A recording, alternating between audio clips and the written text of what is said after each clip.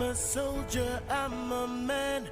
I carry the nation on my shoulders, traveling to lands both near and far.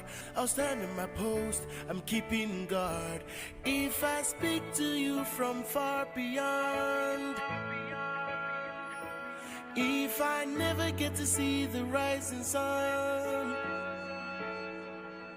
don't you forget my troubles. Don't you forget the struggles I made for you.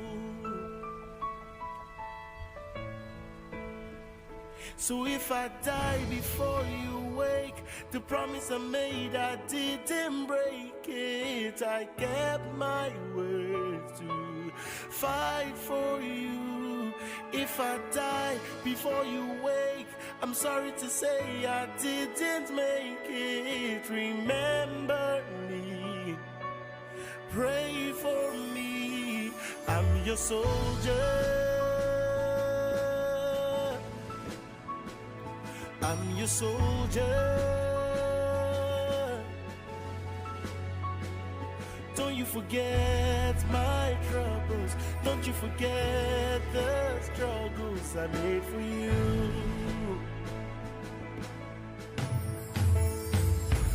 Every time you see the flag, a mark of freedom we used to brag, somewhere out there a soldier stands, weary and cold in a troubled land. Will you take a minute to pray for me? Will you take a minute, remember me?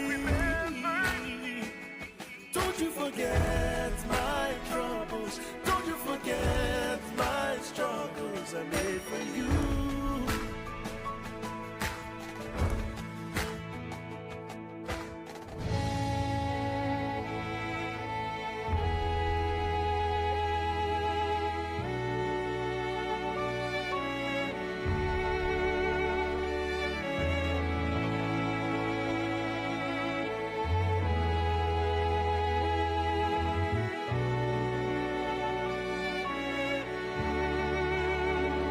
So if I die before you wake, the promise I made, I didn't break it.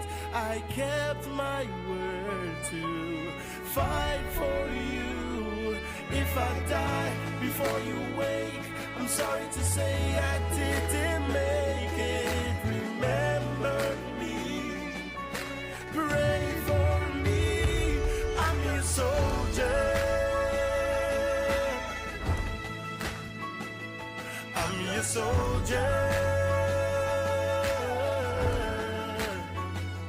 Don't you forget my troubles. Don't you forget my struggles I paid for you. Oh, oh, oh. Don't you forget my struggles. Don't you forget my struggles. I did it for you. Oh, please don't forget our struggles. Don't forget my troubles. Don't you forget my struggles. I did it for you.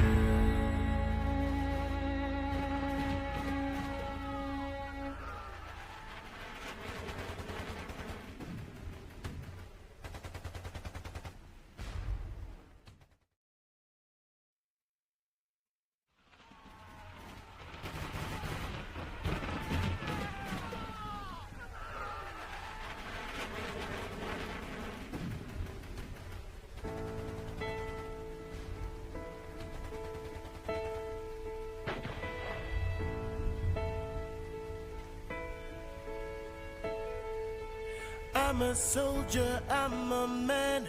I carry the nation on my shoulders, traveling to lands both near and far. I'll stand at my post, I'm keeping guard. If I speak to you from far beyond, if I never get to see the rising sun, don't you forget my troubles. Don't you forget the struggles I made for you.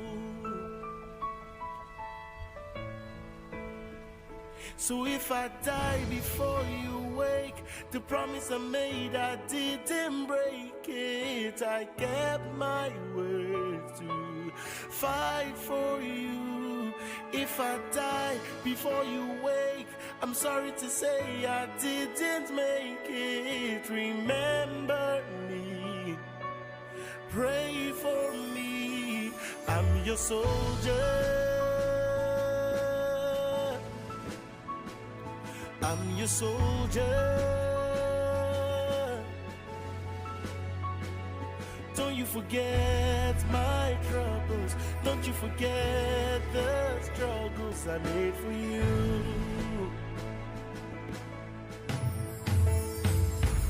Every time you see the flag, a mark of freedom, we used to brag. Somewhere out there a soldier stands, weary and cold in a troubled land. Will you take a minute to pray for me? Will you take a minute, remember me? Don't you forget my troubles. Don't you forget my struggles I made for you.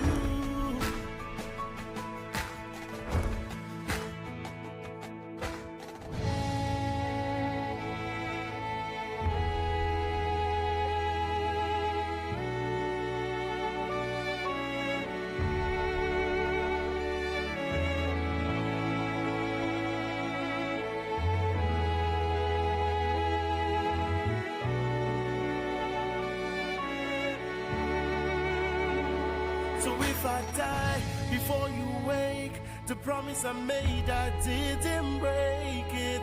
I kept my word to fight for you. If I die before you wake, I'm sorry to say I didn't make it. Remember me, pray for me. I'm your soldier. I'm your soldier. Don't you forget my troubles. Don't you forget my struggles. I pray for you. Oh, oh, oh. Don't you forget my struggles. Don't you forget my troubles. I did it over you. Please don't forget our struggles. Don't forget my troubles. Don't you forget my struggles. I did it for you.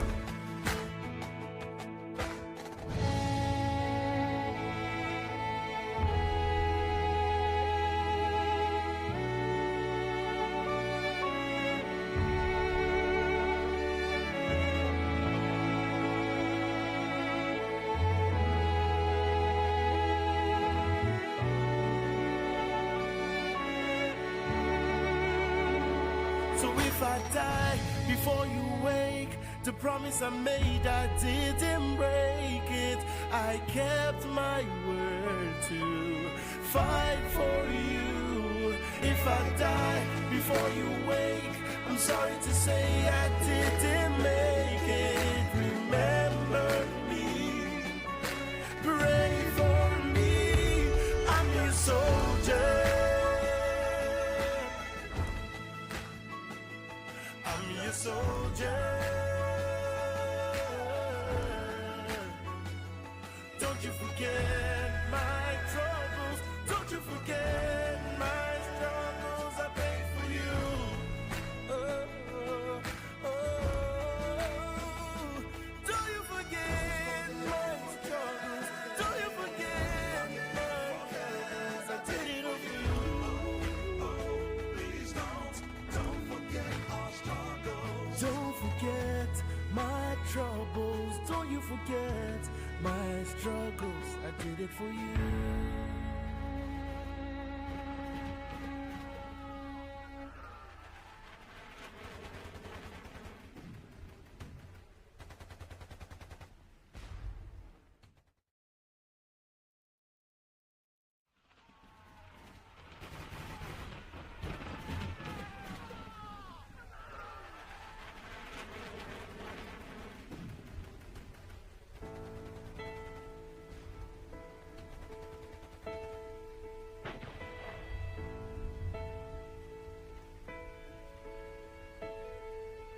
I'm a soldier, I'm a man.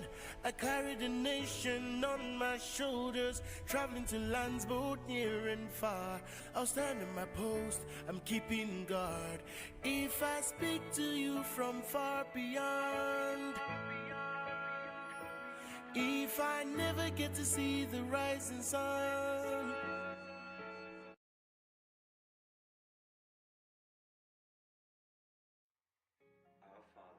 which art in heaven, hallowed be thy name.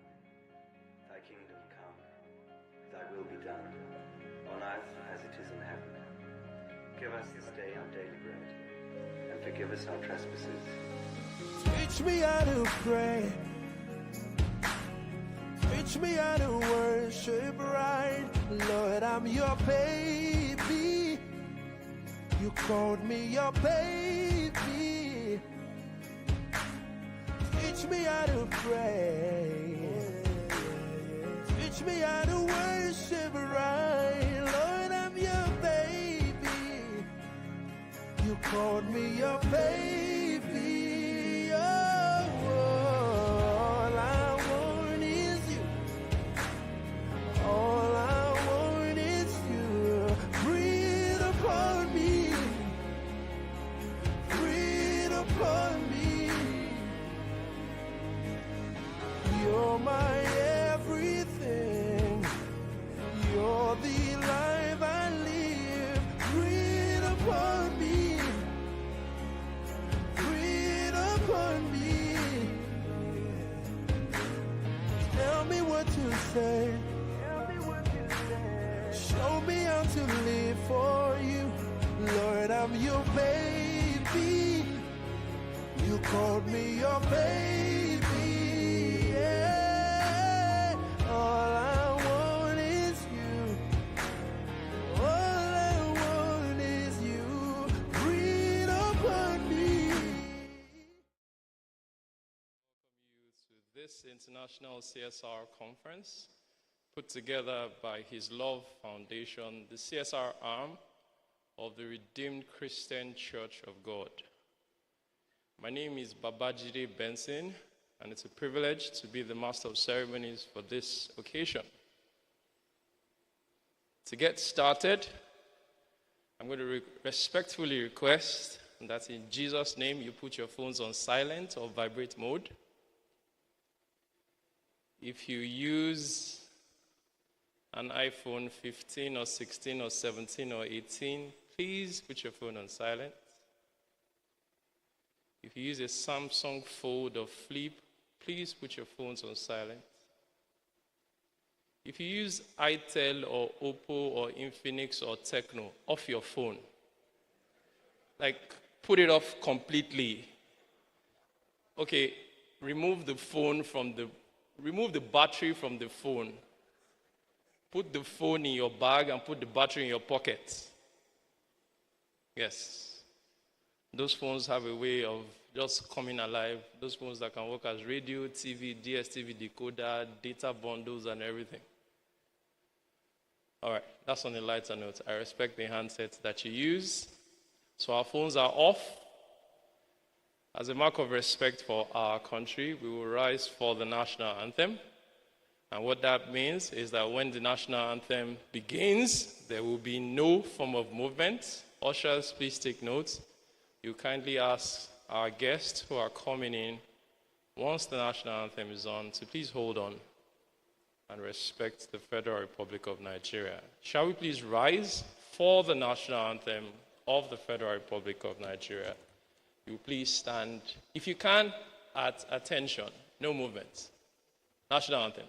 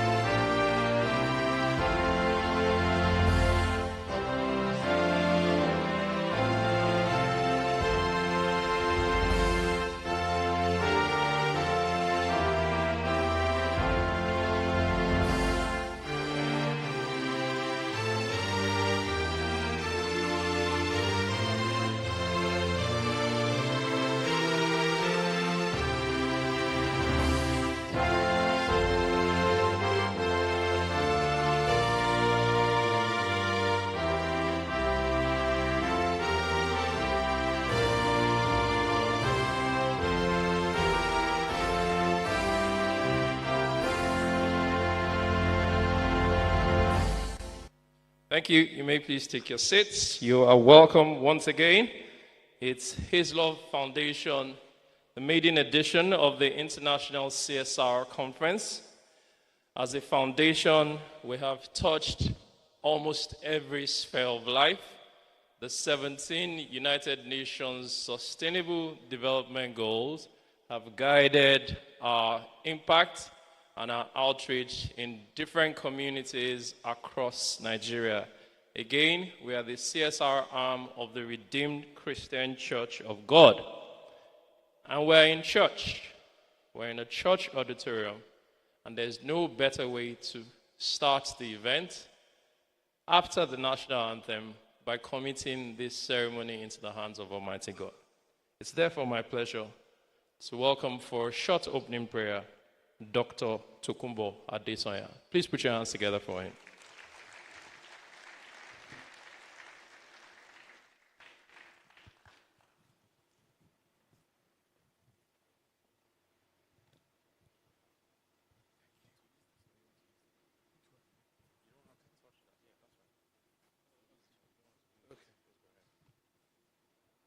Praise the Lord.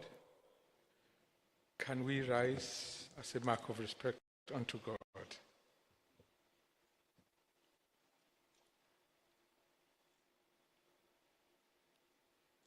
Heavenly Father, we thank you for our gathering today.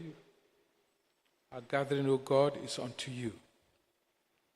Your word says we should go out into the world and look after the less privileged.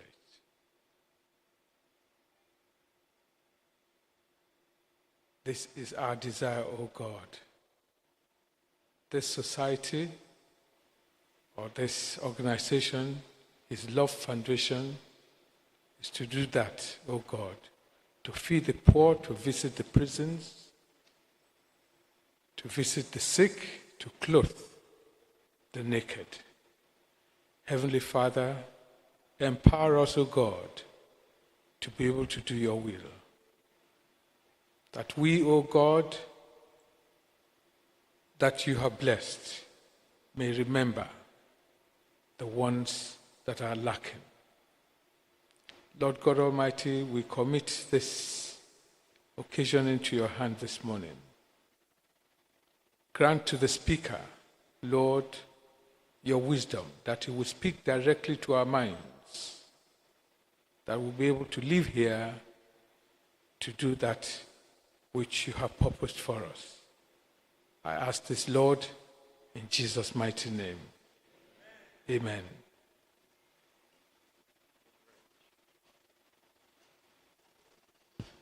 Thank you very much, Dr. Adesanya.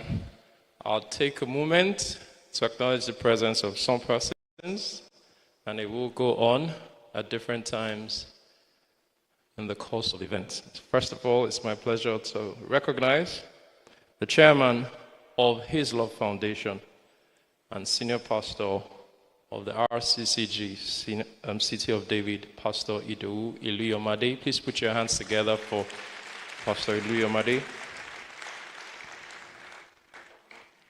At the core of what he does is CSR. He not only does it, he lives it, he breathes it, he teaches it. And today, he's our keynote speaker. We've brought him all the way from Montreal in Canada. Ladies and gentlemen, please acknowledge Professor Wayne Dunn with a round of applause.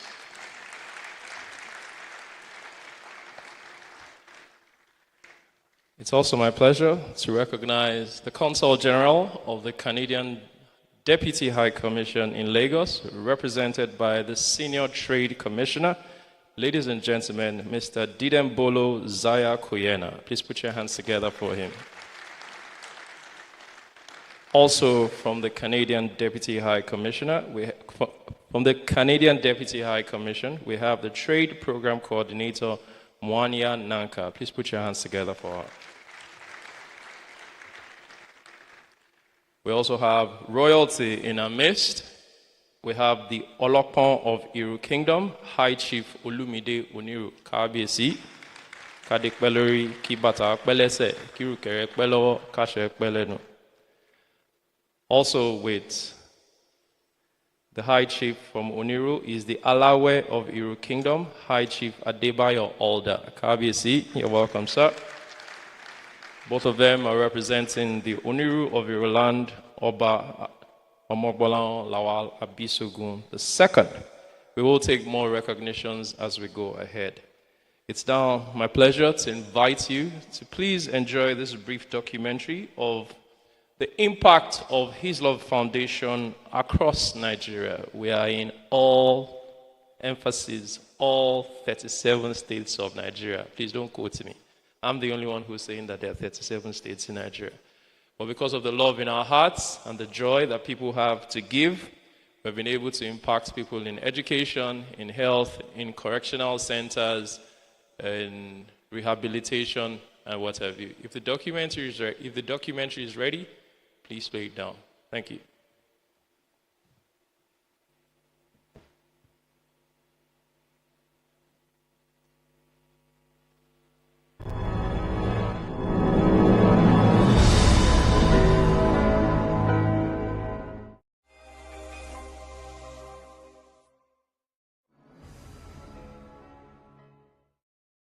The United Nations Agenda for Sustainable Development Goals is built on the principle of leaving no one behind.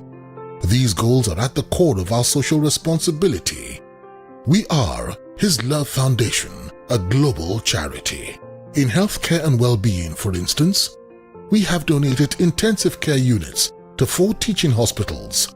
These include Lagos State University Teaching Hospital. They renovated the place, gave us some equipment, monitoring equipment, changed the beds, did the lighting and the flooring. It was actually very, very gratifying. Plateau Specialist Hospital, Jos. Really appreciate what they have done. They have turned around everything that was old. Now a new one is coming. University of Medical Science Teaching Hospital, Ondo. They are very recent machines. So this one is specifically for patients who will require intensive care units and will also require renal support. And Health Center, Mowe, Ogun State. We built the Healing Stripes Hospital, opening with 10 dialysis machines, offering dialysis at subsidized rates and a lot of times free of charge. I want to thank God for the hospital, Healing Scribe, for how they have helped me. And if not for them, I wouldn't have been alive today. Collaboration with hospitals across the globe for critical surgeries and kidney transplantation. With 828 million people going to bed every night hungry, according to the United Nations, we have opened free daily feeding centers where the hungry could eat once a day, free of charge. I've been coming here for 7 days. The food they always give us is plenty. I don't come here for 2 weeks. The food good, the chop well. And 49,311 centers across Nigeria for collection of food items free every Sunday. Plus, feeding 50 million people outside Nigeria since 2018. At KDAM, we are rehabilitating victims of drug addiction. I was a poly drug addict until finally I got introduced to cocaine.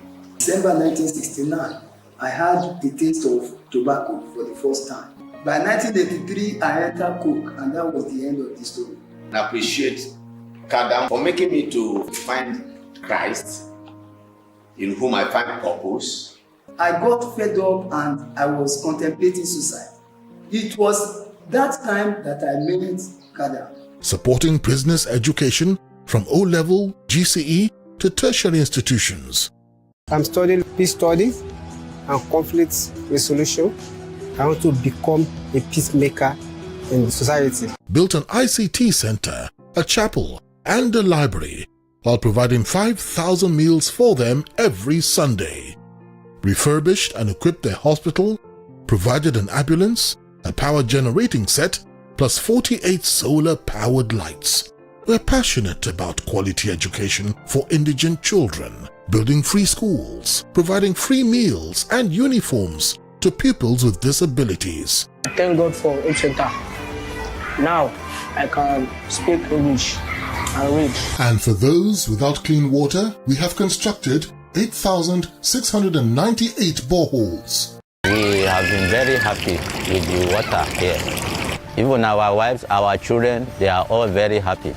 His Love Foundation has also embarked on strategic social enterprise, an intensive vocational training and empowerment program in various fields. It was a 5 weeks training, and we were trained on the best international practices on masonry and construction. We have trained 530,360 young people on these vocations as at April 2024. In all, we have executed 2,199,480 projects in 6 years. With 70.9 billion naira spent, we still want to do more.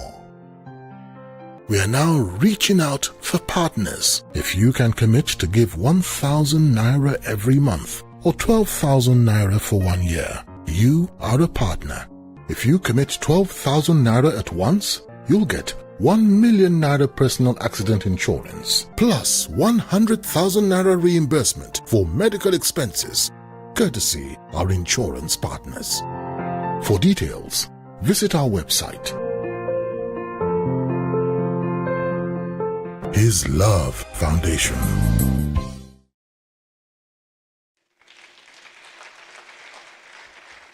$79 billion investments in education, in health. Did you hear the child who said, I have been coming here for the past 7 days? Did you hear that? Did you hear the person who said he tasted Coke in 1979 and that was the end? No, sorry. Started with Coke in 1979 and by started with something in 1979 and by 1983 he had graduated into Coke, yes? And that was the end of his life. Now imagine if His Love Foundation did not exist. Please, they deserve a fantastic round of applause.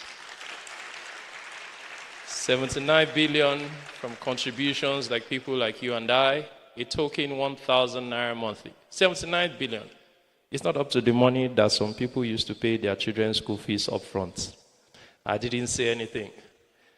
It's now my pleasure to welcome the chairman of His Love Foundation to give us a peep into what they have done and will continue to do. Please welcome Pastor Idowu Iliyomade.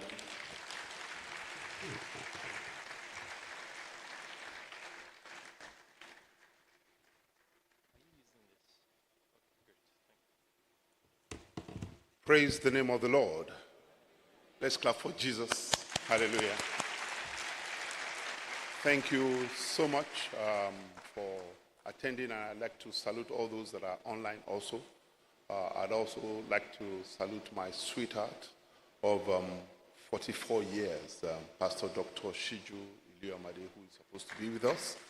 If you are talking about sustainability, staying with one woman for 44 years, I think that's what you call sustainability.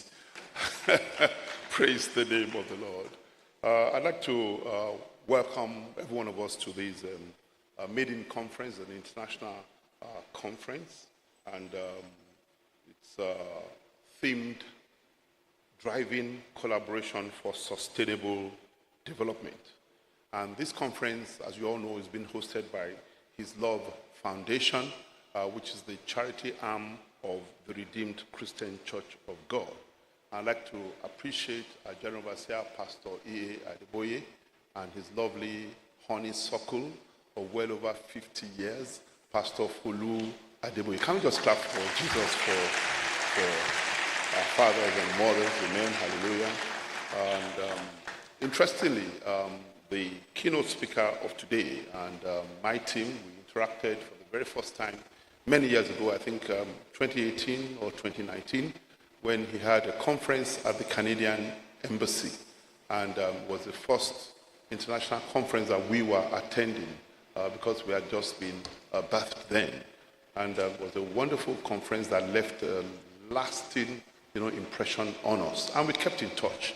And that is why when this conference came up, we said, that is the person that would help us to drive this conference. Once more, can we just appreciate Professor Wendon? Amen. Hallelujah. Praise the name of the Lord. So the question that we are asking is that why are we here? Why do we do CSR? And what is CSR? Most people, when they hear CSR, they think of corporate social responsibility. But we have been able to make a case for Christian social responsibility, which is what we call our own type of faith-based CSR.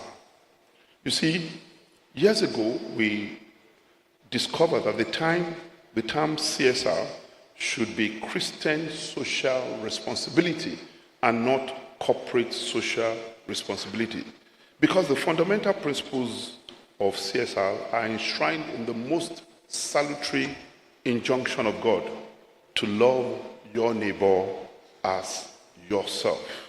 And really, on a lighter mood, we can say that CSR began from the very, very beginning when God bridged the infrastructure gap by creating bright lights that positively impacted and still impacts our world till today.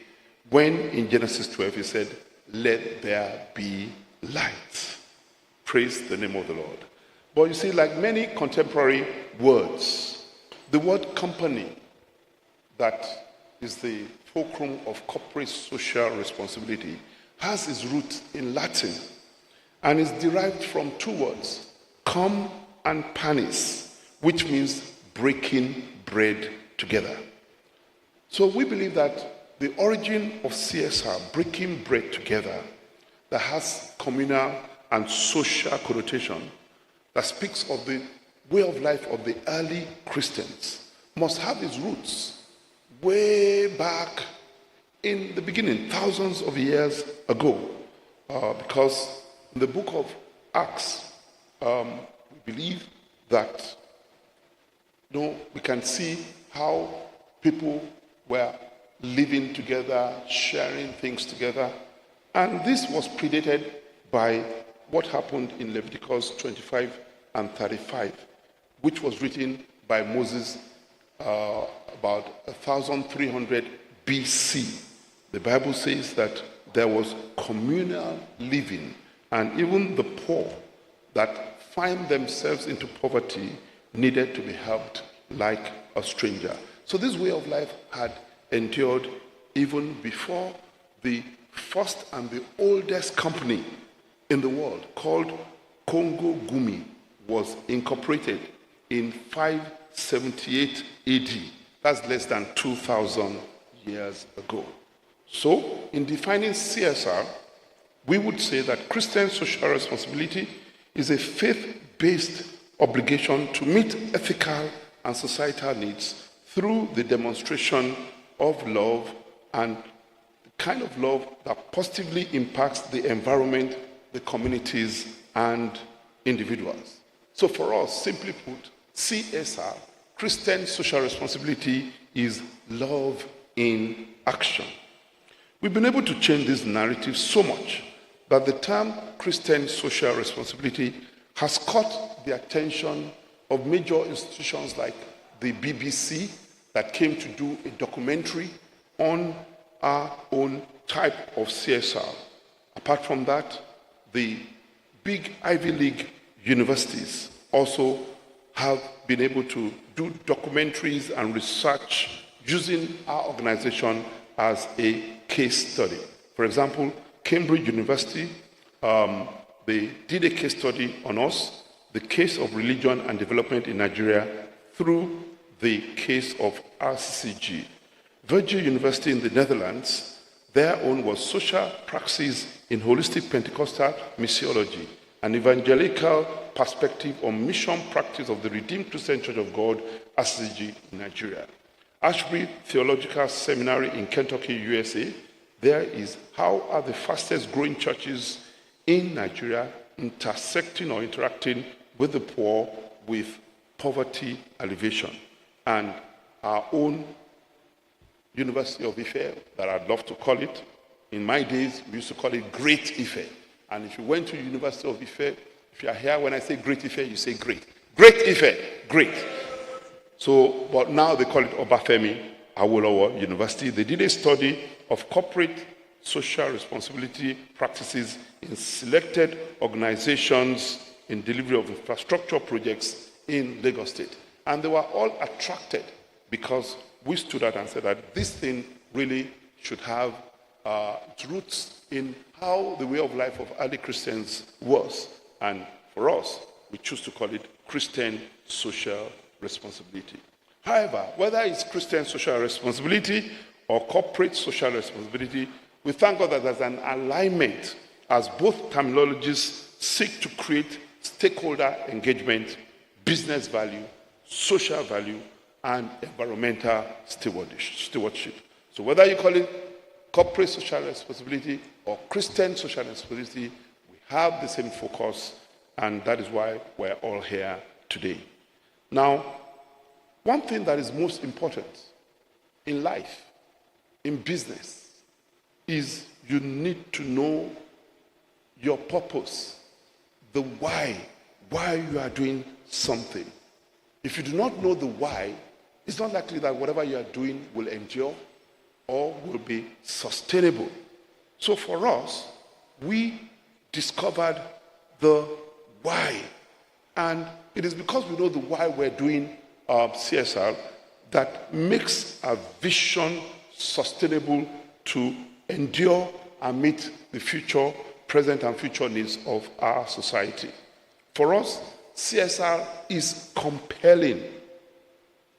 And our why or our purpose, why we're doing it, is first that it's a matter of life and death. And why do we say this?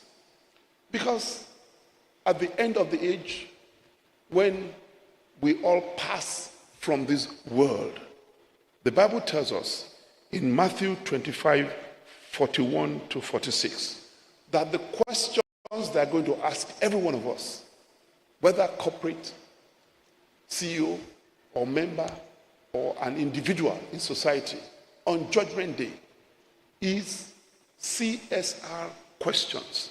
And you can see all that in Matthew 25, 41 to 46, Matthew 25, 41 to 46. They will ask simple questions like, I was hungry. Did you pick up a burden for me? Did you feed me? I was poor. Did you care? I was thirsty. Did you give me drink? I was a stranger. Did you create shelter for me? I was sick. Did you pick up a burden for me? Did you visit me? I was in prison.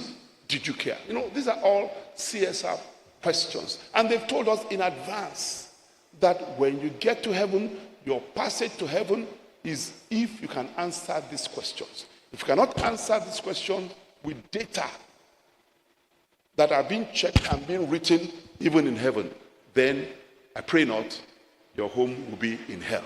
That is why for us, it is compelling. We just must do CSR. This is our why. And this is why we're so driven, we're so passionate, we're focused, and continue to do CSR with or without any financial prowess.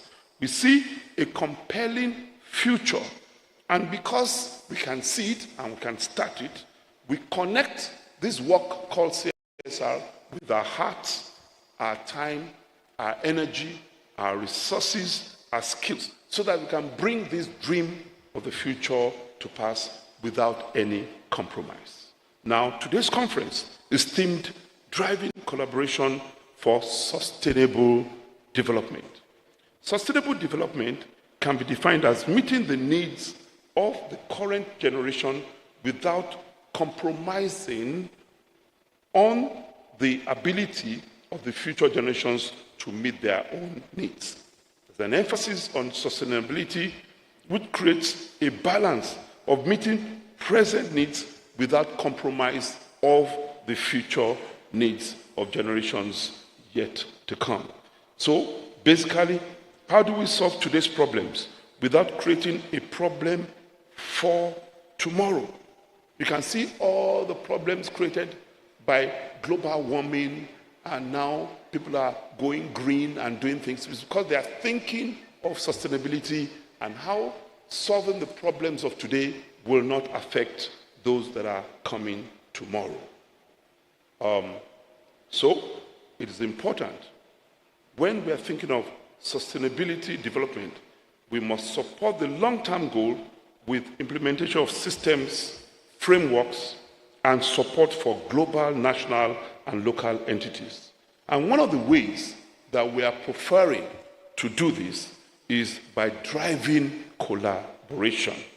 We have collaborated over the years with various other foundations, and those foundations we shared common goals and shared values. Today, we're not merely participants in a conference, we are architects of the future. Each one of us represents a piece of a puzzle, a vital cog in the machinery of progress. And it is through collaboration, through synergy of ideas, of resources, of networks, of expertise, that we'll be able to pave a way forward to the future that we desire. His Love Foundation, our foundation, is the image of effective and transparent collaboration. We have over the years collaborated with other foundations and stakeholders, and some of them are here in order to achieve a win-win situation. Now, what makes HLF, His Love Foundation, attractive? It is because in Nigeria alone, we have footprints and offices in over 49,311 centers spread in 36 states and FCT in 650 local government areas in Nigeria. I think we need to clap for that. Amen. Hallelujah. That is a huge spread. Amen. And we also have footprints in 197 nations of the world. And over the years, last 6 years, we have spent over 70 billion naira, which, depending on the kind of translation, is well over 50 million US dollars on 2,199,480 projects. That's over 2 million projects, covering all the key areas that align with the United Nations SDG goals.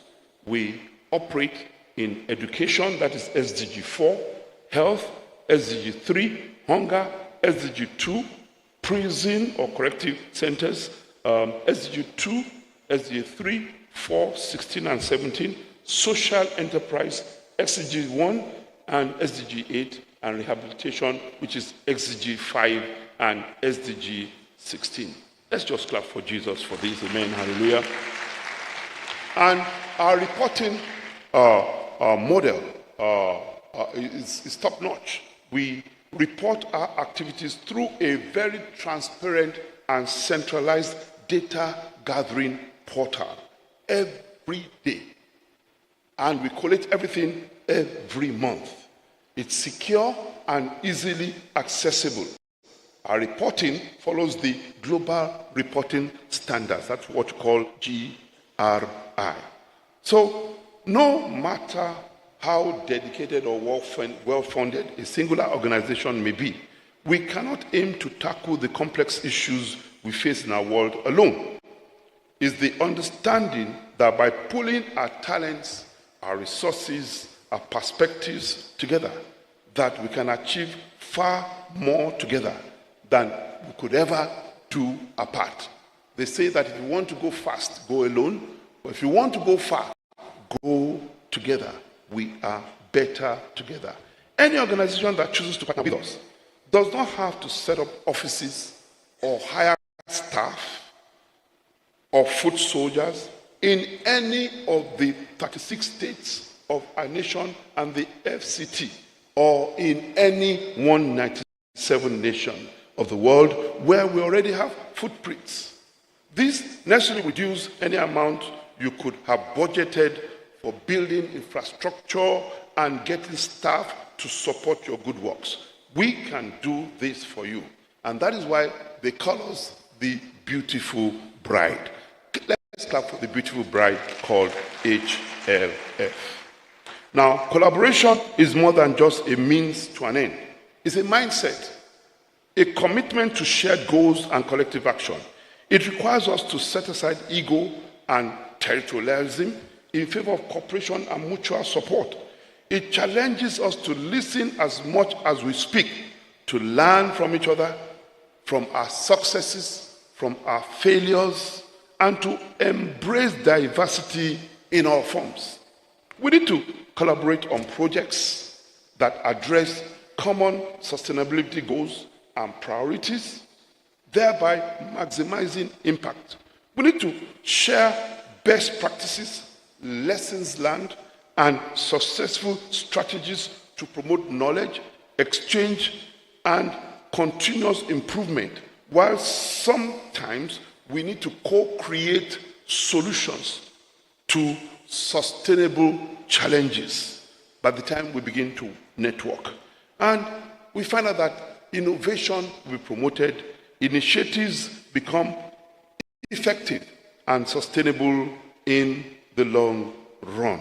And by this doing, we'll be able to establish metrics and indicators to measure the impact for collaboration initiatives.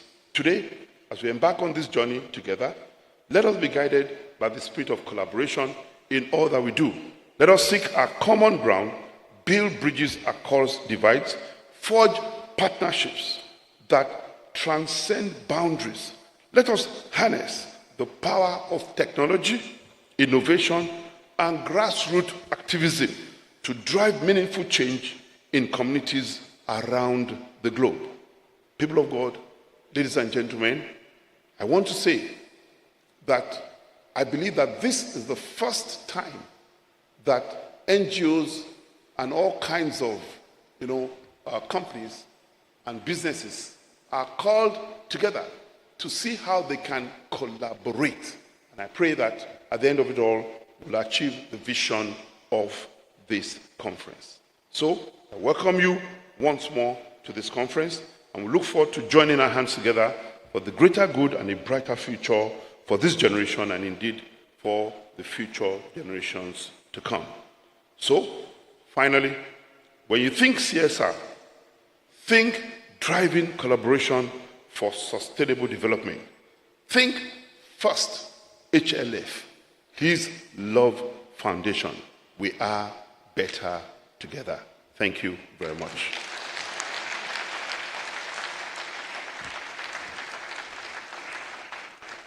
Thank you very much, Pastor Ido Iluyomade. It couldn't have been better said.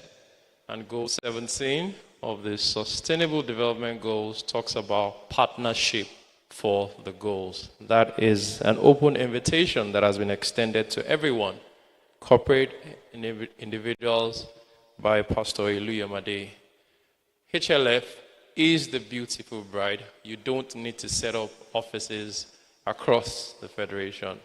Make us your foot soldiers, and we will go the whole 9 yards for you. Thank you very much again, Pastor. Today, after the keynote, we're going to have an A-list panel discussing 3 very topical issues: entrepreneurship, health, and school feeding. As you know, school feeding has become a very big initiative which would help us to attain having more children in school, because education is one of our major challenges, and HLF plays a very significant role in that space.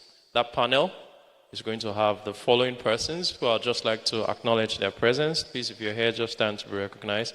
The country representative of Nutrition International, Mrs. Ayodele Gbemileke, please stand to be recognized. There she is, on my right. We're going to have the executive chairman of the Lagos State Universal Basic Education Board, Dr. Hakeem Babajide Shitu. Please stand to be recognized if you're here. If not, we're going to have a food safety specialist, Mrs. Idowu Alaba. Please stand to be recognized. Thank you. We're also going to have the CEO of Kamari Nutrition Consult, Mrs. Amaka Okwesileze. Please put your hands together for her. The second panel is going to be focused on health, and there's no other organization that has done a lot in that space corporately than the MTN Foundation. We have the Executive Secretary here, Mrs. Oduayan Sonya. Please recognize Mrs. Sonya. We have the State Coordinator of the Society for Family Health in Nigeria, Mr. David Shegun Ayinde. Please stand to be recognized. We also have the Senior Analyst from the Clinton Health Initiative, Mr. Olatunji Oluyide. Please stand to be recognized. And last but not the least, on the health panel, we're going to have the Zonal Coordinator of the National Health Insurance Authority, and this person will be represented by Mrs. Aisha Abubakar Haruna, the Deputy Director, NHIA Lagos. Please stand to be recognized. The third and final panel will be on entrepreneurship. We're going to have the Executive Secretary of the Lagos State Employment Trust Fund, Mrs. Feishayo Alayonde. We're going to have the Country Director of the United States Africa Development Foundation, Mr. Andrew Echono, and the founder of Macintosh Consulting, Mrs. Tosin Ifesoya. And last on that panel will be a partner of the German industries in Nigeria, Mr. Tola Oni. So give all of them a warm round of applause so that they can prepare, and when it's time for their panel, they will do justice. And one of the things that Pastor Iluyomade said is that it's important that we should know our why. Why are we here? What is the purpose for which we are doing whatever it is that we're doing? And I can assure you that there's one man who knows what he is doing and why he is doing it. He has done it across the nations, supporting corporates, corporations, and individuals. And he's done it to the extent of setting up the CSR Institute. It's now my pleasure to invite for the keynote address our keynote speaker, Professor Wayne Dunn. Please put your hands together for him as he comes, and get your pens and papers and devices ready to take notes.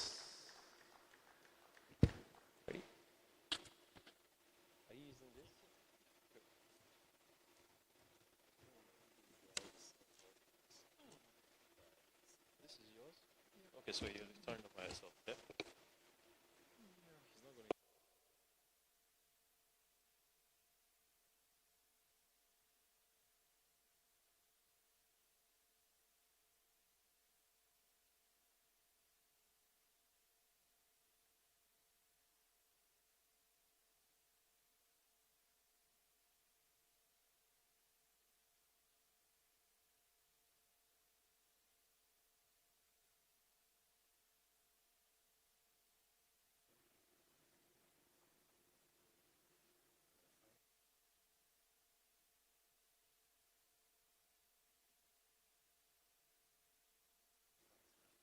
Okay.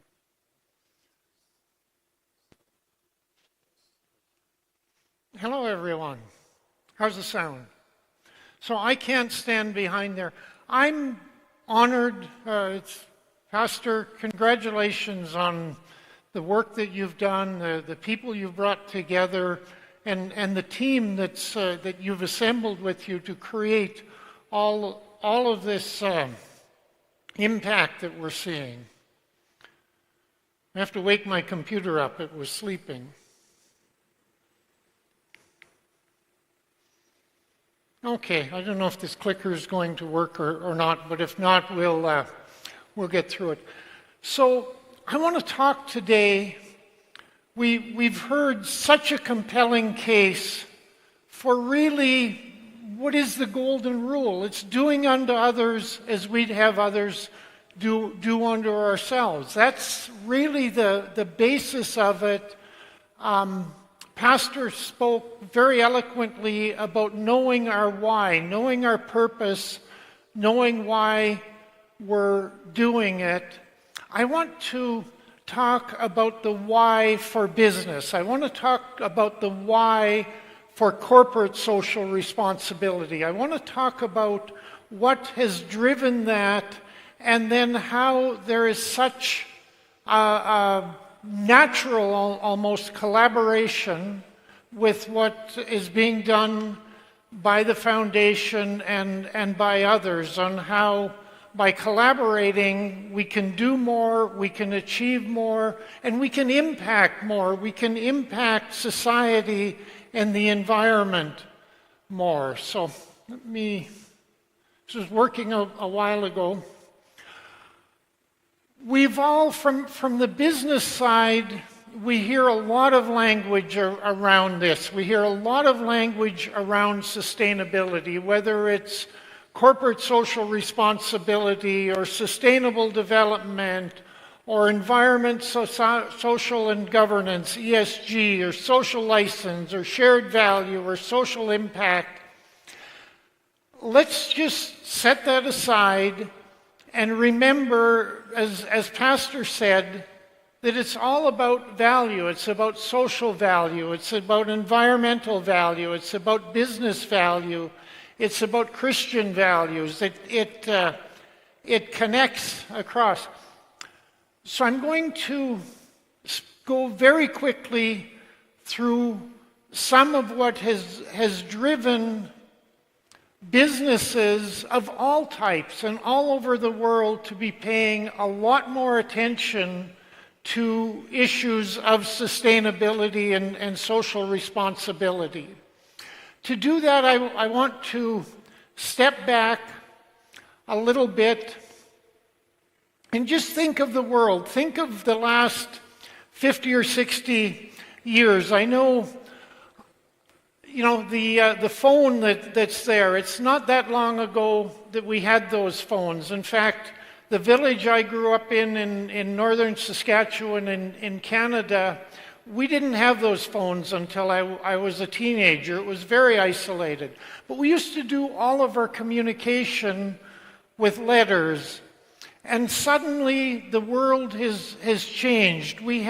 Every one of us has in our pocket, on silent, remember on silent, or maybe with the batteries out for some of you, but every one of us has more communication power than CNN had when it started. You think of that.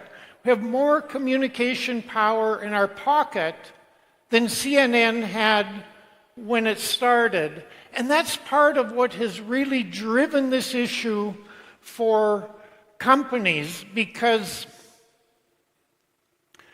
business is about creating value for shareholders, but as communication has become all-encompassing, everywhere is able to communicate with everywhere instantly, it brings the actions of corporations to a broader audience, and you're seeing that the expectations of society are shifting. Everywhere I speak, I teach, I work around the world, and I have for a long time on these issues. And I quite frequently ask audiences, whether it's in Indonesia or South America or Europe or Africa or Dubai,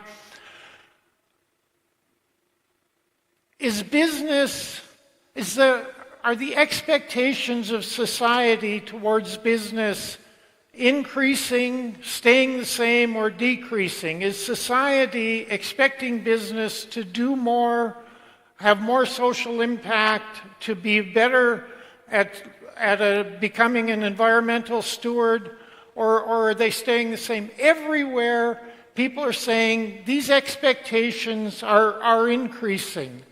Business is under increasing pressure to deliver social value and environmental stewardship at the same time as it's delivering business value. Not that business's role, that business's job is just to do social impact, it's not just to do environmental stewardship, but it's also set up now so that if you're not addressing social issues well, if you're not addressing environmental issues well, it becomes more difficult for your business to sustain and prosper in the long run. It used to be not so long ago that business could do a little bit on the side and really focus on the path to profit and not have to.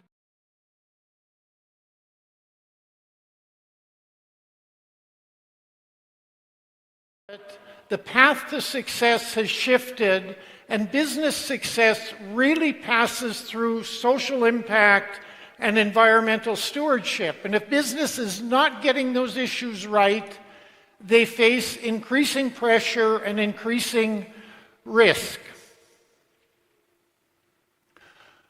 As part of this, a couple of new frameworks have emerged that have really become important for business, for all of us. And Pastor spoke to one of them, the Sustainable Development Goals. The United Nations came together first in September 2000 for the launch of the new millennium, and all of the member nations of the United Nations unanimously adopted the MDGs, the Millennium Development Goals, a set of 8 principles that guided development with a 15-year time frame.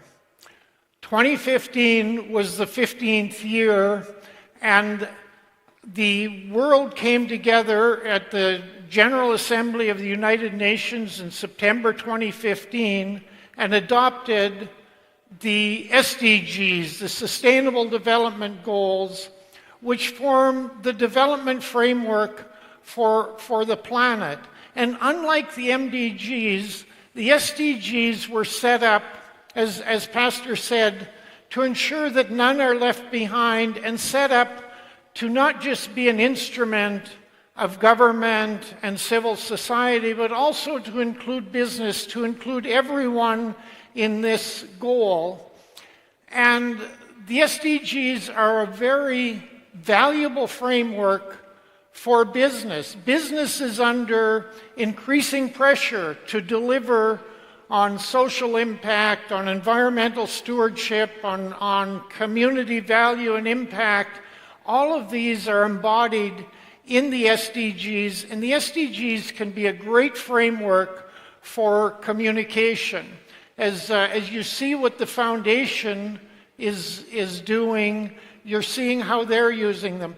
I have a couple of short videos that I just want to play, so I think this is going to flip to a video. It's about 2 minutes. It's just a little bit of background on the United Nations Sustainable Development Goals, so we all get to the same space on this. Humankind faces many challenges to ensure that all people have the same development and well-being opportunities.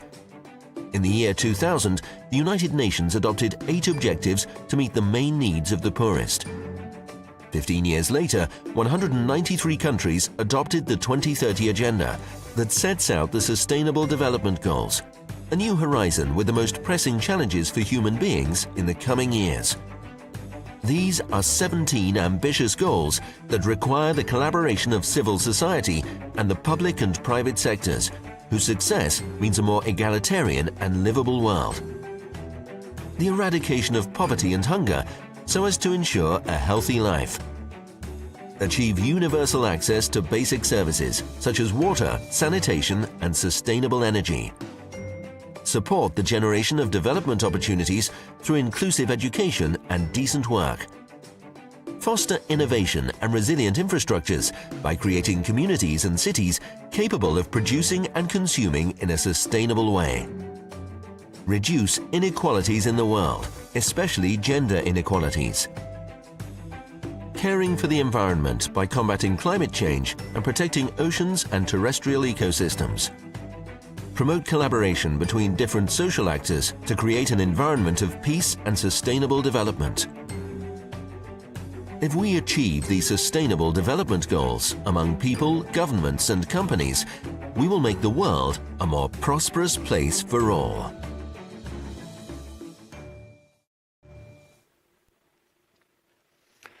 So, you've seen what the His Love Foundation is doing. You've seen how they have developed some metrics around it.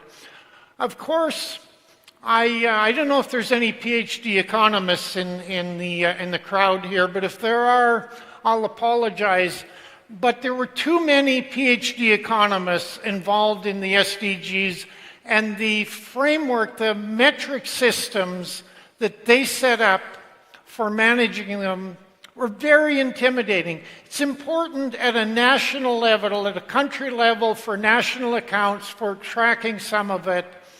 But it really frightened business, if you will. The principle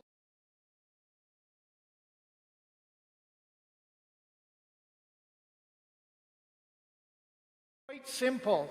There's something you can go and you can speak to the market women about alleviating poverty, about addressing hunger, about health. But the frameworks that were set up were very complex. And to start with, that really frightened business. Business was a bit afraid, and I don't blame them. But they don't need to be that complex. We don't need that level of complexity to make an impact. And we'll get back to this more later, but I want to look at this, and there's another wording, another framework, ESG. I don't know how many of you have heard of it, but it's become increasingly important for business. It stands for environment, social, and governance. And the importance of this for business is that the financial sector, the banks, the investment funds, the sources of financing for business, whether it's loans or investment capital, is starting to pay more and more attention to ESG performance, to businesses' ability to deliver on environment, social, and governance areas. So I'm going to I've got another quick little video, and then we're going to talk about why this is so important for business, and then how that helps to really create the mutual beneficial opportunity for collaboration. Put your money on ESG. Environmental, social, and governance, also called ESG, is a term used to represent the sustainable and ethical impacts of a company's corporate financial interests. While ethical, sustainable, and corporate governance are considered non-financial performance indicators, their role is to ensure accountability and systems to manage a corporation's impact, such as its carbon footprint or efforts towards diversity and inclusion. We'll cover what each ESG criteria entails, but you can read more about how CEOs are prioritizing sustainability by clicking the link above or in the description below.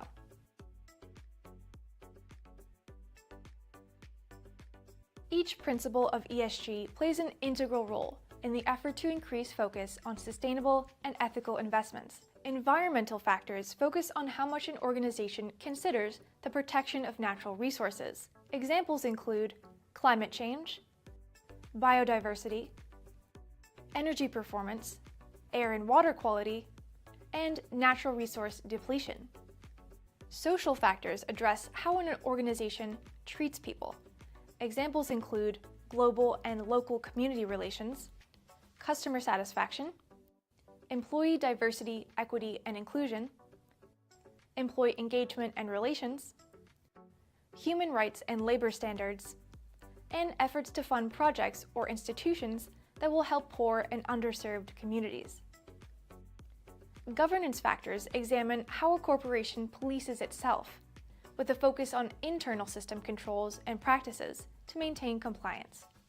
Examples include company leadership, board composition, including diversity and structure, whistleblower programs, executive compensation and policies, tax strategy, including audit committee structure, internal controls and regulatory policies, and donations and political lobbying.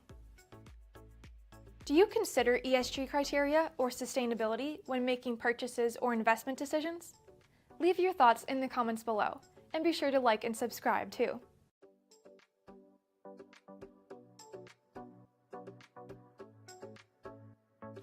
So this is a high-level approach, but it's being adopted as we'll see.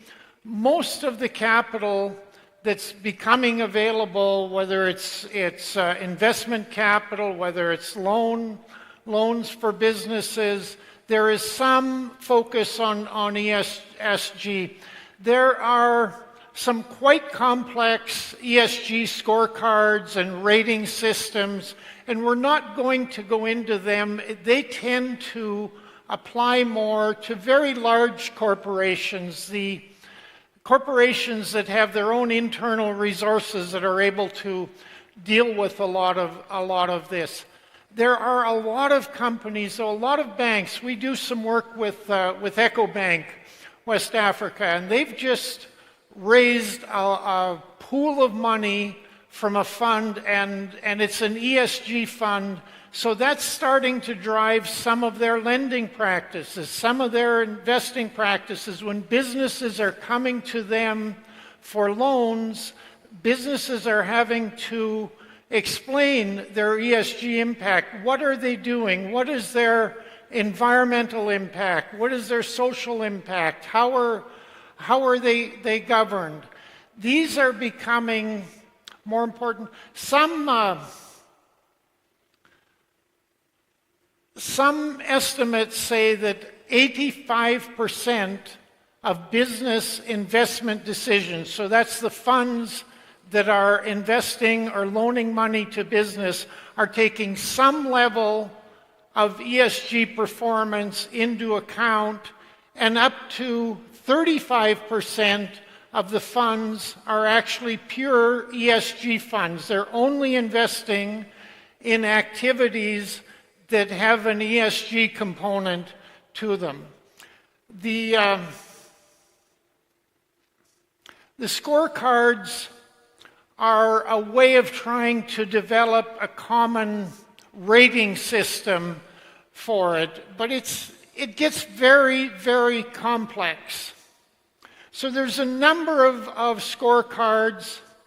They're used by investors and fund managers. Most have some validity, but they're probably much more complex than is needed by the average business. They're more relevant to CFOs and CEOs, but they can also lead to that sort of check the box. I've done that, I've done that, I've done that. And you really miss some of the importance, some of the real impact that we heard about. And One of the challenges that smaller businesses, medium, small businesses, businesses that aren't part of Global 100 or Global 500 businesses, is how do we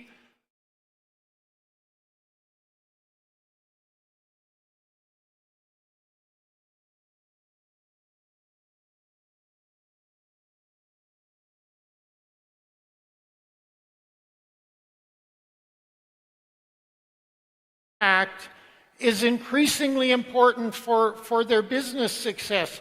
One of the reasons that the financial community has really embraced ESG is because they see that business that is facing increasing pressure, society has increasing expectations that business should be delivering social value, be an effective steward of the environment, have good governance at the same time as it's delivering shareholder value and creating business value. And they recognize, they see businesses that don't do that, that get into trouble with their stakeholders, that get into trouble with regulators, that lose their brand identity, their problems with child labor, their problems with environmental management. When that happens, that can really undermine a business's viability. And fund managers are asking the question, this is such an important strategic issue. It's getting more important every year. Every year it's more and more important. The expectations of social performance and environmental stewardship are growing. If this business is not addressing these issues, what else are they missing? So business is under this pressure, but it's not an easy story to tell. And I really like how the foundation has focused on data. This is the story Pastor told, the story we saw in the film is a difficult story to tell if you don't have data. And when you have the data to back it up, it becomes a much easier story to tell. And businesses facing that issue of how do we do our reporting on ESG? We don't want to be spending the tens or even hundreds of thousands of dollars that are required to produce those complex ESG reports that a Global 100 company might do. But how do we get that data? How do we catalog and communicate our ESG impact? And this is one of the neatest formulas I've ever saw. On one single page, there's so much communicated. And this is important because finance and investing, as I said, it's changed. Sustainability has permeated the financial sector. Whether you're looking at the Sustainable Stock Exchanges Initiative, where I think the Central Bank of Nigeria in 2012 set out the principles for sustainable banking, and we've just come past the 10th anniversary of them. The United Nations Environment Program has a finance initiative. The entire financial sector is really embracing sustainability, and businesses that are not getting that, are not able to communicate their impact in that, are facing increasing challenges. The largest private investor in the world is BlackRock.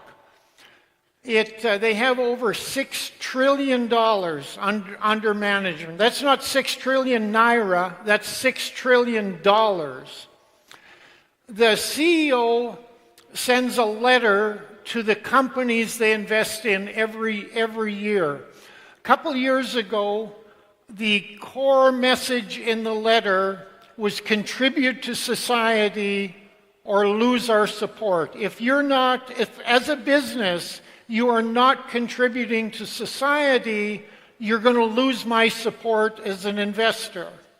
Now, he didn't do that. His name is Larry Fink. He did not wake up one morning and say, oh, I've got $6 trillion in my pocket. I'm going to use that to change the world and alleviate poverty. He recognized that it's an important area, that business that is not addressing social issues, that is not addressing environmental performance, is a risky business to invest in, and investors don't like to invest in risk. I've got a short little, about 1 minute or 2 minute interview with him that I'm going to play so you can hear it in his own words. But this is not about the financial community wanting to change the world. This is about the financial community looking after its own why. Its own why is about how do they make a return on investment? How do they deal with risks in their investment? How do they understand? I really believe the transformation of leadership, the transformation of businesses is about more and more leaders, and they're focusing on things about their stakeholders. They're connecting with their employees deeper and broader. They're connecting with their clients broader, and they're certainly trying to be more connected to their society. So much of that is in this letter. It is about moving forward on better disclosure, more complete disclosure, especially on net zero. Climate change and investing is something that is a powerful economic result. As we move towards a more sustainable world, it's going to create great jobs. It's going to create a great environment. And so we should not be frightened of it. We should all be embracing it and finding ways that we could, be a part of that. And I think this is one of the big messages in the 2021 letter. So all of this is driving this intersection of the why of the foundation, the why of finance, and the why of business. The demand for investments. Investors want to mitigate risk. They don't want to be investing in businesses with high risk profiles and lack of social impact, a lack of community engagement, a lack of environmental management are increasingly critical risk issues for business. As I mentioned before, ESG mandated funds, environment, social, and governance mandated funds is growing exponentially. It's part ESG, environment, social, and governance considerations are part of the majority of investment decisions that are being made. And it's not because suddenly bankers and the investment community decided that they wanted to change the world and make the world fairer and more equitable and a safer place for the poor and to help. Their why is not the same as the foundation's why. Their why is not a Christian social responsibility why, it's a corporate social responsibility why. But they get to the same place. They get to the same place. On a personal level, they may have the same personal motivation. They may have the same Christian motivation. But on an institutional and organizational level, they're really about creating that return on investment. They understand that increased return on investment will often align with social and environmental performance, aligns with business performance. Businesses that don't address social and environmental sustainability carry more risk. So sustainability, corporate social responsibility, ESG performance is important. It's important for the finance and banking sector. It's important for businesses seeking capital. If you look at the business side, increasing their ESG performance, increasing social responsibility will help improve access to capital. It'll reduce the cost of that capital. it reduces risk, it facilitates compliance with regulatory bodies, it helps to attract and retain the best talent. People don't want to go to work for a company they're not comfortable with. Work is such an important part of all of our lives, and the days of going to work and shutting it off are ending for many people. People want to work for companies and institutions they're proud of.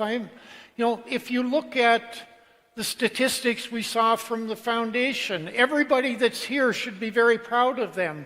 The same with business. People want to work for businesses that they feel proud of, that they're profitable, sure, that they're making good money, they're delivering value for shareholders, but they're also delivering value for society and being effective stewards of the environment. So I talked about the increasing expectations that society is expecting more of business. Society is expecting business to deliver more social value, to be a more effective steward of the environment at the same time as it's creating shareholder value. But that puts business in a pretty tough spot. Everyone is expecting more from a business. You put yourself in the seat of a business leader, of a manager, of an executive. Everyone is wanting more from you. You've got this pressure to deliver social value. You've got this pressure to be an effective steward of the environment. Society is looking for more, but at the same time, your shareholders are looking for more, your investors are looking for more, the banks that lend you money are looking for more. You've got to look after profit margins. Regulators seem to be challenging you more and more, and often regulators are keenly interested in sustainability performance. Operational challenges are getting more complex. And the business leader that starts to set back and think, okay, I've got to do all that, but how do I think about social impact? I know I've got to do more, and there's something out there, in society I can go and just do more. But those days of having enough resources that you could simply throw some money at a social problem, have an impact, and not get anything back out of it for the business, there's not the room to do that anymore. It's really important that as businesses is stepping up to meet the expectations that it's under, that it's also addressing the issue of its own interests. So the why for business is to create social value in a way that's having an impact on society, a positive impact on society, but also an impact back on business. They're not divorced. If you divorce them, you're losing a lot of value in the process. There's a need for business to bring the same efficiency and optimization thinking to social impact and environmental stewardship as they've traditionally brought to operations. It's important that you look at how can you deliver social impact? How can you deliver that societal value? How can you deliver that environmental stewardship in the most economical way? How do you look at it? We're dealing with malnutrition in schools. What's the cost per student for feeding them? What's the reputational value that comes back to the company for that?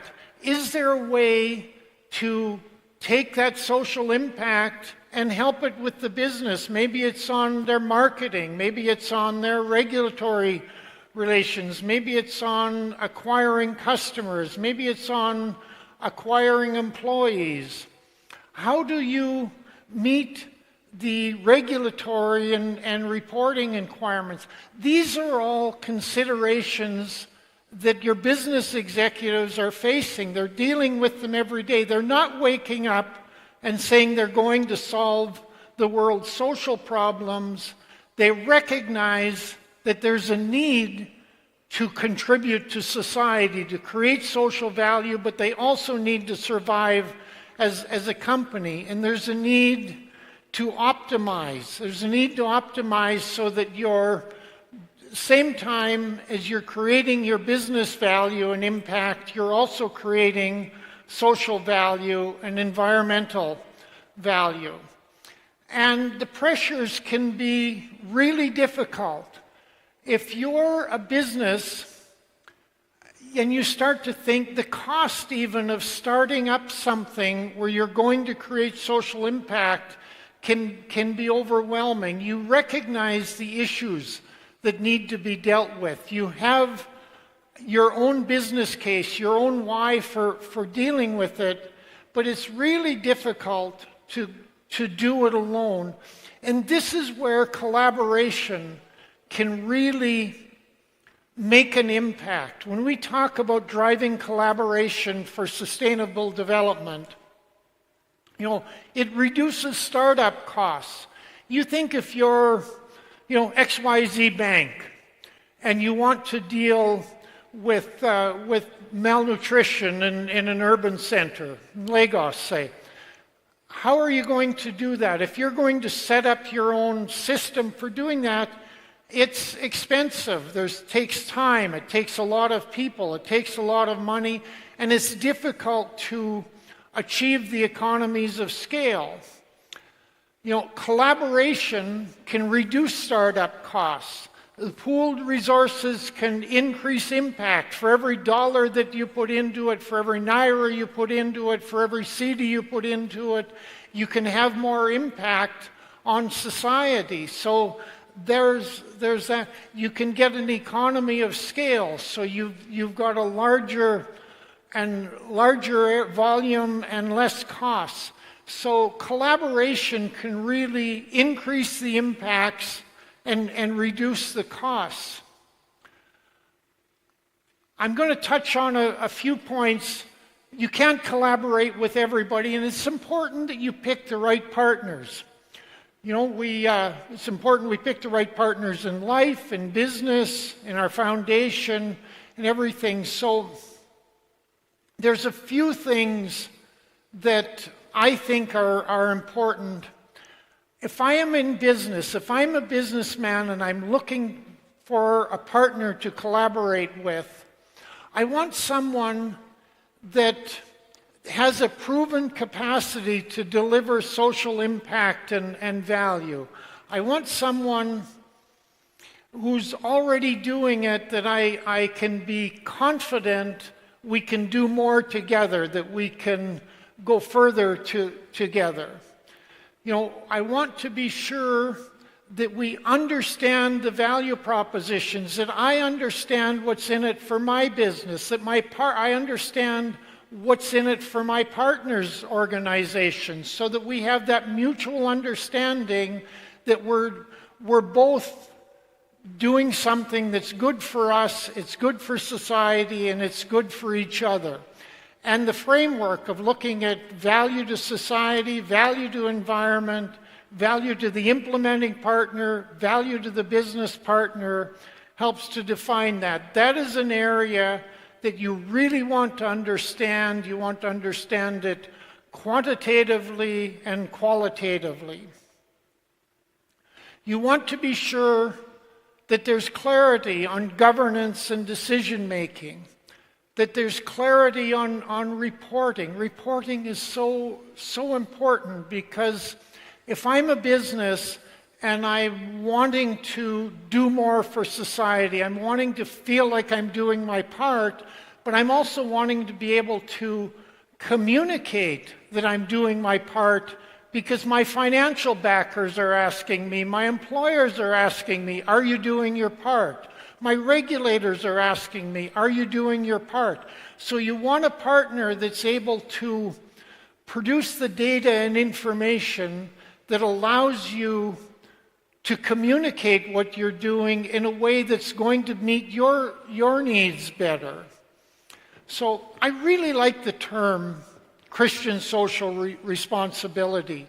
And to me, there's just such a natural fit when you look at the needs of business, which is being driven by social pressures, by financial pressures, by the expectations of investors, and something like the foundation. I don't want this to seem like it's a commercial for His Love Foundation, although they make an excellent partner. I think that's very well proven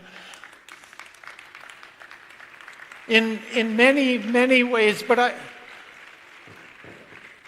But I want to show just the natural synergy between business and between an organization like His Love Foundation. His Love Foundation is a world-class example of what can happen in this area.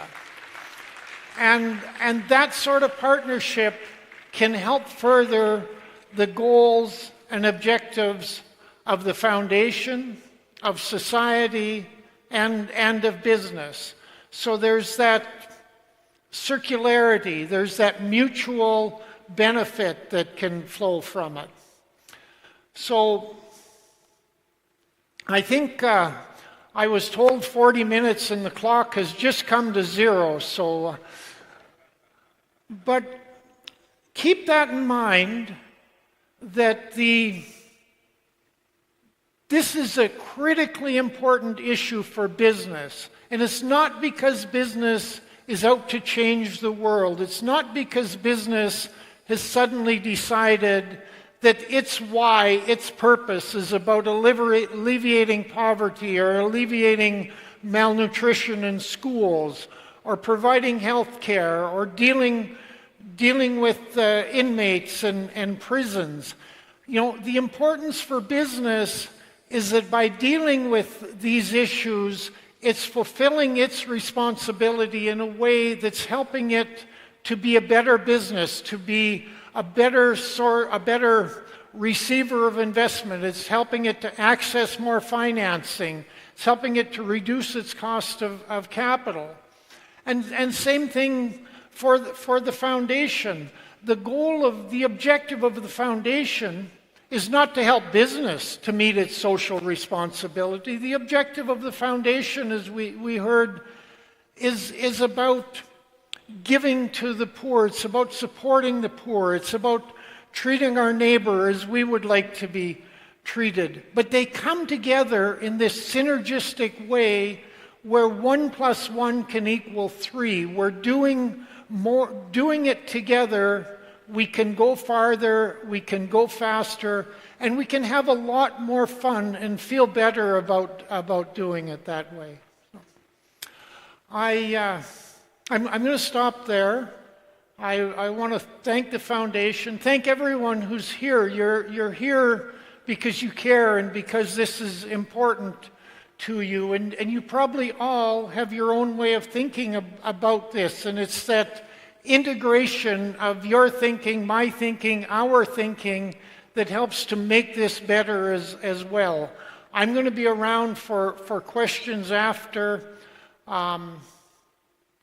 Thank you.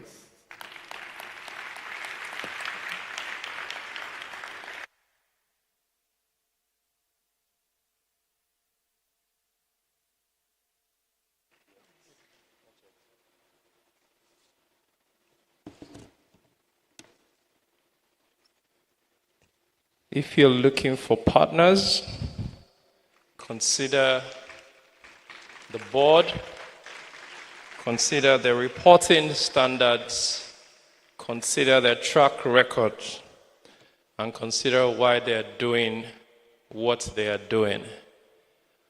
And he put a caveat that it's not that he's doing a commercial for His Love Foundation, but we want to thank you for doing that commercial on our behalf, because we really do appreciate it and deserve it. And to everyone who runs a foundation or a corporate organization looking for partners, don't look any further.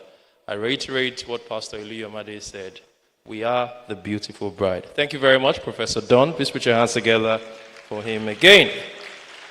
All right, in a short while, we'll commence the panel sessions. So please, can we start to arrange the seats for the panelists? But before that, we're going to take a group photograph. And as the photographer gets ready, I'd like to take this opportunity to recognize, I have quite a long list. I have the chairman and founder of the Address Homes Limited and former group managing director of First Bank PLC, Dr. Bisi Onosanya.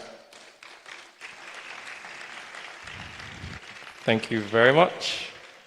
We have the executive director of JNCI, Turnkey Medical Equipment Services. Please stand to be recognized, Voke Oshevire.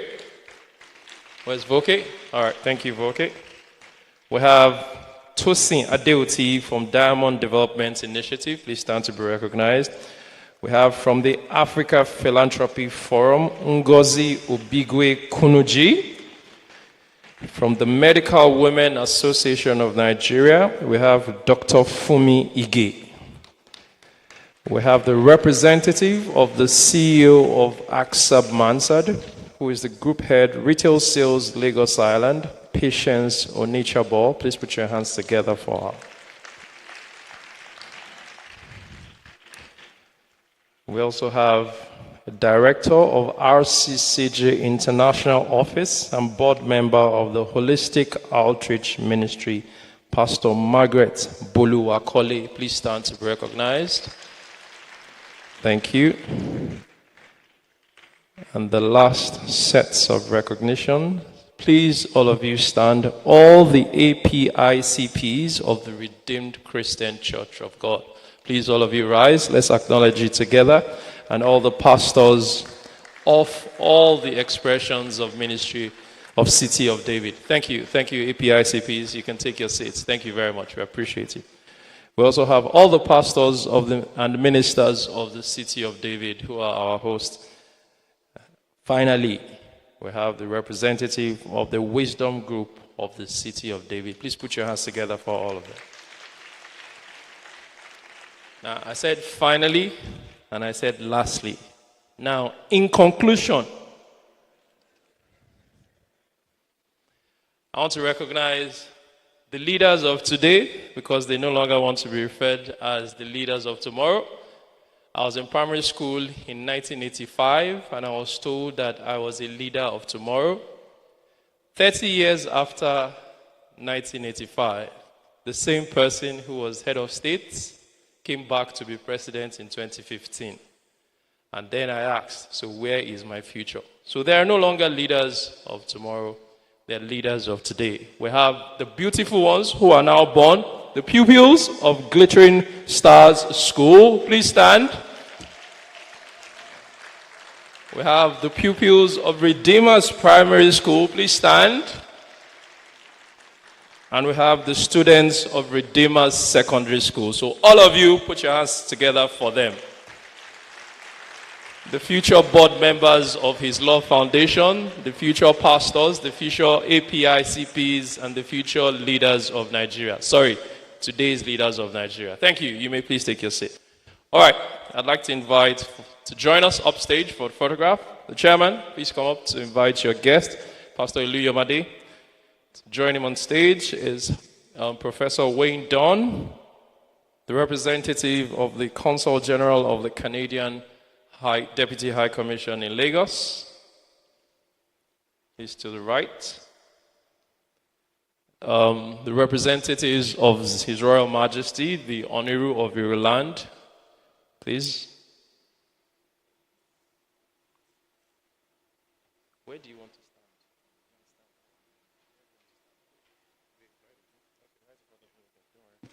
Sorry, we have the patrons and the trustees. Uncle Tokes, please come forward. Patrons and trustees of HLF.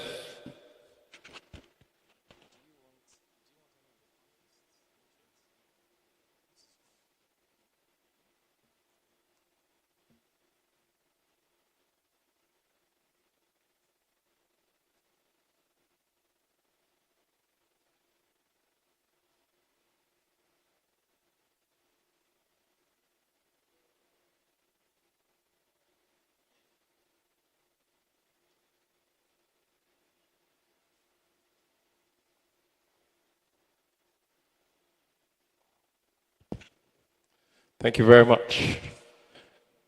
All right, next we're going to take a documentary on one of the many expressions of the HLF, which is the school feeding program. Please enjoy the documentary, and right after that, we're going into the first panel session, which is the impact of school feeding and nutrition on academic performance, attendance, and nation building. We know that part of the reasons why we have out-of-school children is because their parents cannot afford to feed them, talk less of sending them to school. And this initiative has been able to take many children to school, children who would rather be on the streets hawking. Please enjoy the documentary, and right after that, we'll have the panel session. Thank you.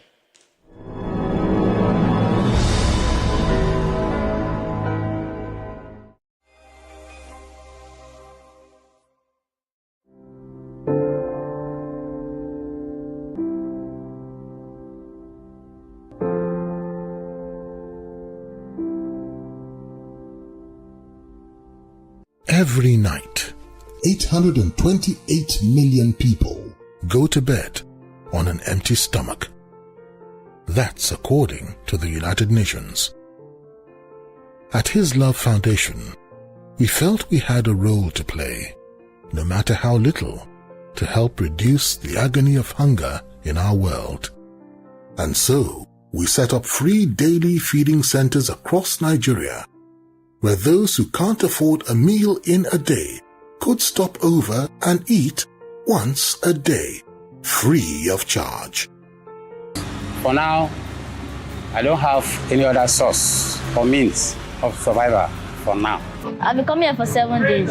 The food they always give us is plenty and is much. They always give us meat sometimes, they always give us eggs sometimes, they always give us water every day, and the food is always sweet. I don't come here for 2 weeks. The food good. They give us good food. The food is plenty. They chop well.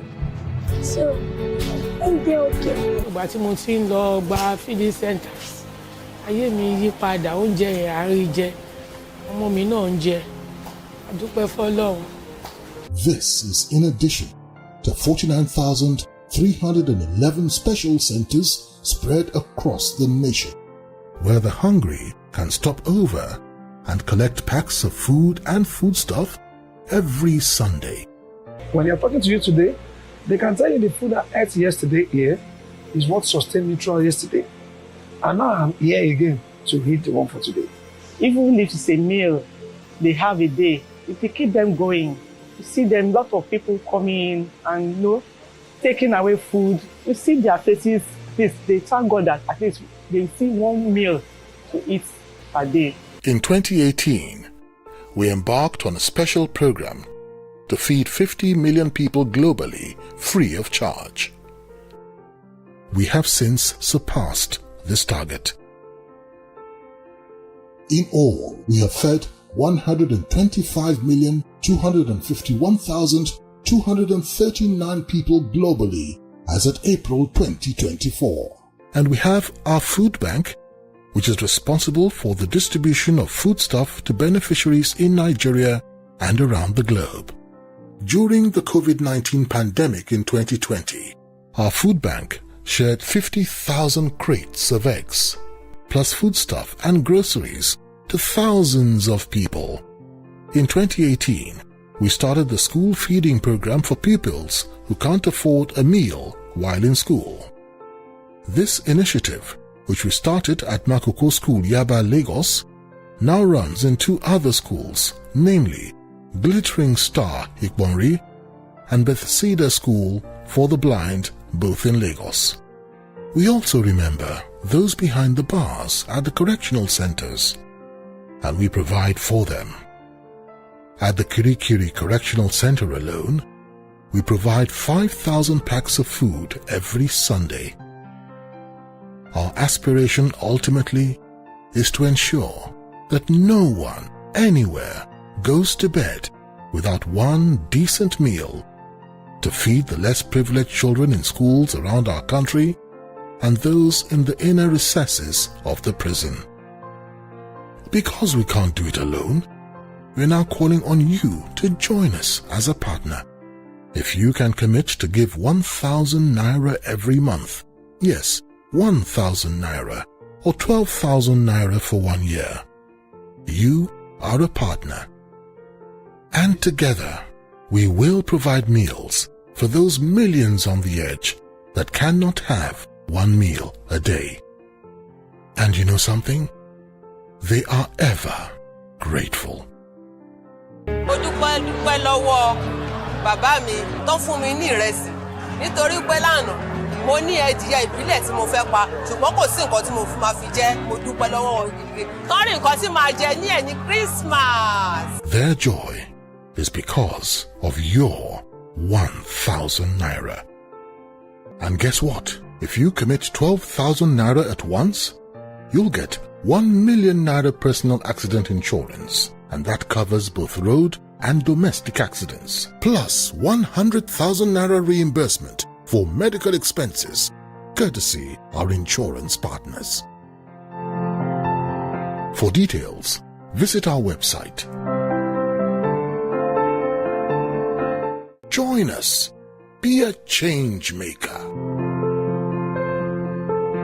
Be a partner. His Love Foundation. Love in action.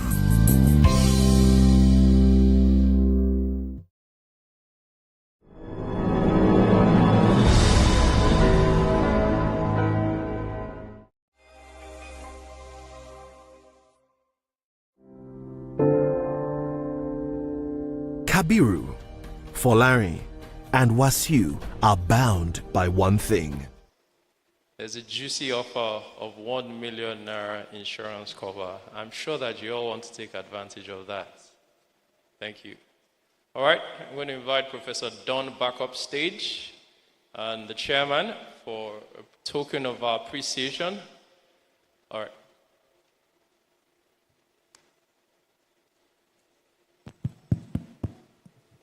It's 12,000 naira a year, not a month. Yeah. Thank you.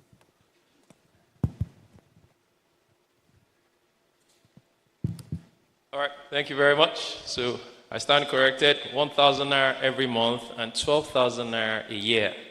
And that's still a very juicy offer to get 1 million naira insurance cover. So if I do multiples of 12,000, will I get 1 million naira for every extra?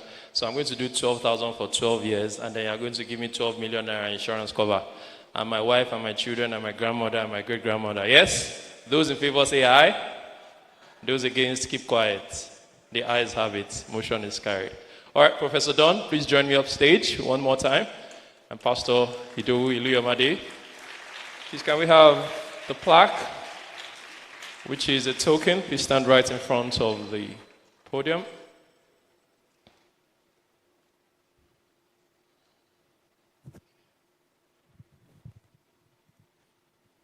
We appreciate your investment of time and the quality of presentation that you have made. Face the camera, sir. Face the audience.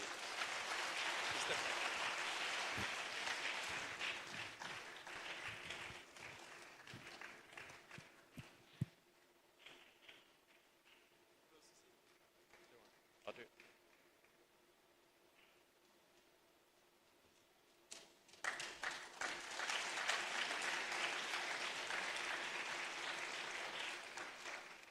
Thank you very much. Now to one of the high points of today. I'd like to invite the country representative of Nutrition International, Mrs. Ayodele Gbemileke, to please come take a seat. I'd like to invite Mrs. Idowu Alaba, who's a food safety specialist, to join me upstage. Take a seat. I'd like to invite the CEO of Kamari Nutrition Consults, Mrs. Amaka Okwesileze.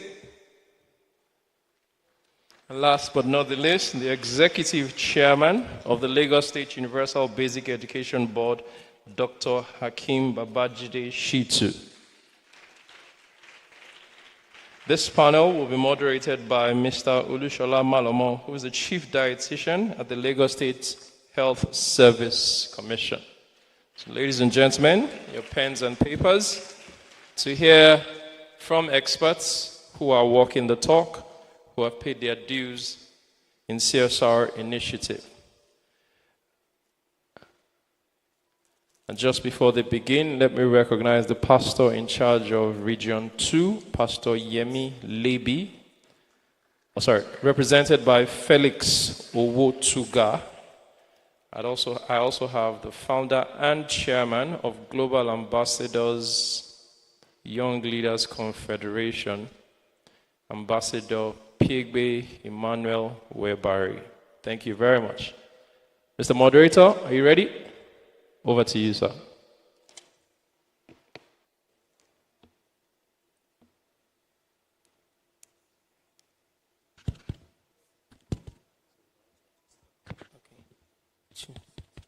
Yeah, thank you very much. I'd like to stand on existing protocols.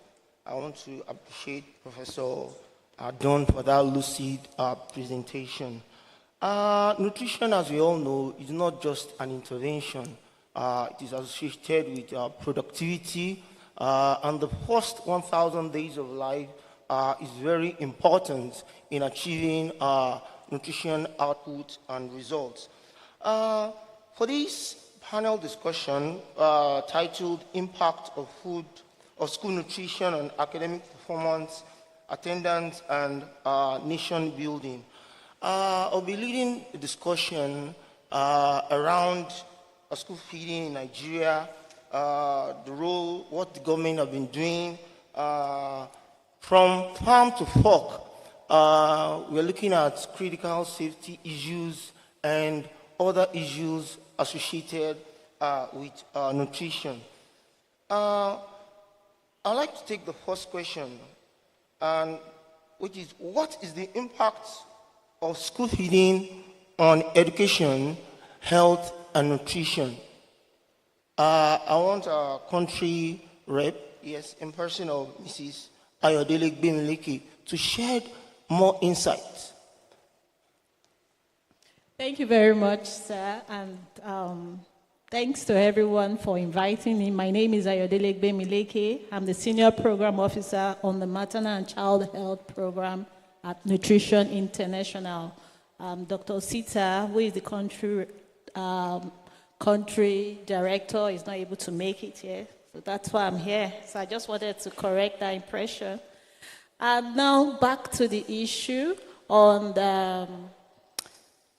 the impact of school feeding on the education, health, and nutrition of children. We have seen a lot of things that the ISLOF Foundation is, doing is very, very worthwhile. In fact, we are actually doing what we ought to do as a nation to provide at least one meal for a child in school. We were at the field, when I mean at the field, at the communities, in rural communities recently, and there were a lot of children. You can't believe it. We are just talking about malnutrition, but the impact, Nigeria has not started to imagine what we are going to be experiencing in the next 10, 20 years if we don't address the issue of malnutrition. We saw lots of children, 2 years old, looking as if they are just 6 months old. And I was like, what? So is this serious? We can start to imagine the huge effects of malnutrition for our economy, for our productivity, even for the face of Nigeria. We had the nation, we had the giant of Africa. But if we don't address the basics of nutrition, the basics of having food for a child to go to school, what's the importance of going to school if the child is hungry? If the child cannot focus in school?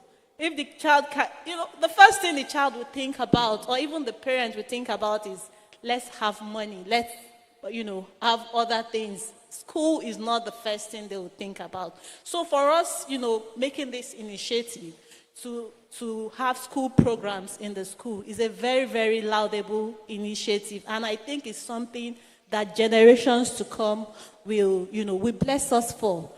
Not to talk about the education, the retainment in school, even for the girls. You find that many times when you have to consider for poor rural households who to send to school, they rather send the boys to school than the girls. So for us having school feeding, they don't have to think about, the girl child have to help with household chores or have to help at the farm. There is free food. So the girl will rise up and say, we have food in school, I can eat in school. That improves school enrollment, and it also improves the educational performance for the girl child. Not only that, it also helps the girl child to attain her full potential. Not only for the girl child, even for the male child. So if there is enough nutrition, they have very high cognitive development, and they can attain, they can be the best. We are competing. When I mean competing, we're just looking at ourselves as Nigerians, but we have other international countries there. The other time, if you compare, I was just comparing a 5-year-old child and a 5-year-old child of Nigeria and somewhere in Europe. You see the heights, because we know stunting level in Nigeria is about 37%, which is very huge. That means about 1 in every 3 child have not grown as tall as they should be. Potential. we are in trouble if we don't start thinking about these things. We call our children the future of the country. What are we doing about it? So school program is one way to start, although it's not enough, but it's one way to start looking at how to improve the education, the health. Even if they have food, they don't fall sick often. Yes. They have, their exposure to infection is reduced. Nutritional status. They can focus now on their studies. They can have motivation to improve in their performances in school. Not even that alone. Look at their behavior. They don't have to jump the school fence or to go out on being exposed to sexual harassment and to take cocaine, for instance, or to become bullies or just area boys in the society. They have food to eat. They stay back in school and they study and they become the best. So if we as Nigerians start to take this kind of initiative to ensure that every child go to school, have food to eat, at least one meal, right? It's going to go a very long way, very, very long way to improve the indices of what we are already seeing in the country. Thank you very much. Yes, thank you very much. Over to you, Dr. Shitu. Just for the record, the school feeding program was launched in 2005 in Nigeria, and Lagos State has also been among the pioneering states. Please, I want you to share some of the experiences with respect to enrollment in school, over dropouts, and also the school feeding program as an incentive for bringing students to school. Thank you very much. I'm Olalekan Abilakim Olushola. I'm representing the executive chairman of SUBEB, Dr. Akim Babatunde Shitu. He's attending to some other official assignment, and he has asked me to stand in for him. He's very keen, was so keen at attending this program.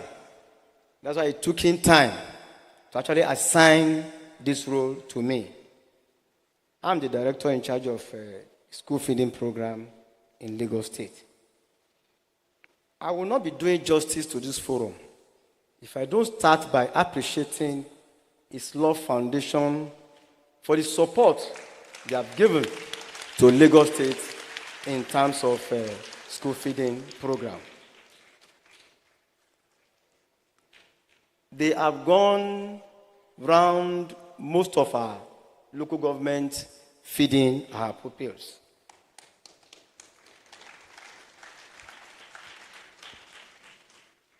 Like the last but one speaker said, school feeding tends to increase enrollment, attendance, retention, completion, and ultimately high academic performance of pupils.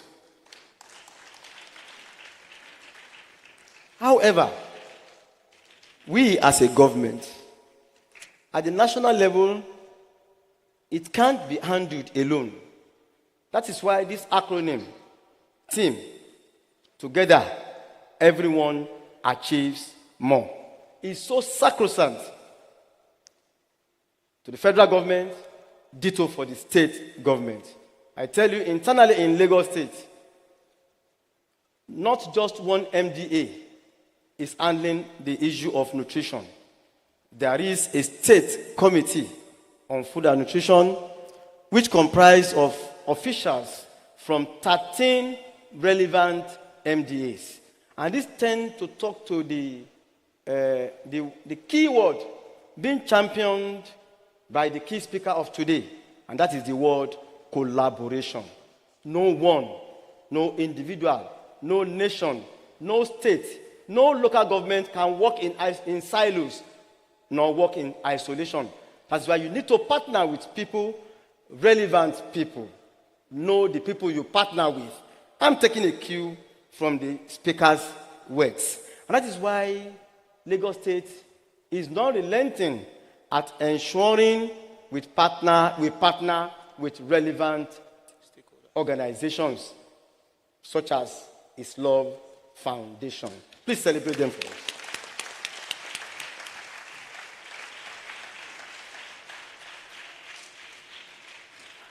An angry man, they say, is an angry man. When a child is hungry, can that child concentrate in class? Even if he attends class, can he or she concentrate in class? You can join me in giving the response. It's a big, I want to hear it from the floor. Can that child concentrate in class? That is why we have to keep appreciating the federal government, the state government, and NGOs championing the cause of nutrition. I tell you, when it comes to enrollment, as at 2021, we had about 119. As at pupils, because the federal government school feeding program tends to feed pupils in primaries 1 to 3. But I tell you, Lagos State is looking beyond that. The national program is being reviewed towards ensuring that it comes out stronger and better. And by so doing, they are looking at extending the program from primary 1 to 3 to primary 4 to 6, including our ECCD. ECCD, I mean the Early Childhood Care Development Education sector. That is the nursery section. We are planning to also include them in this program. School feeding is so germane. Nutrition is life. Life is nutrition. And when you say diet, it's not just anyhow diet.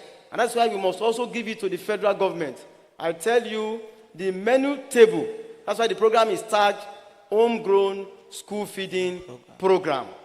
It's natural.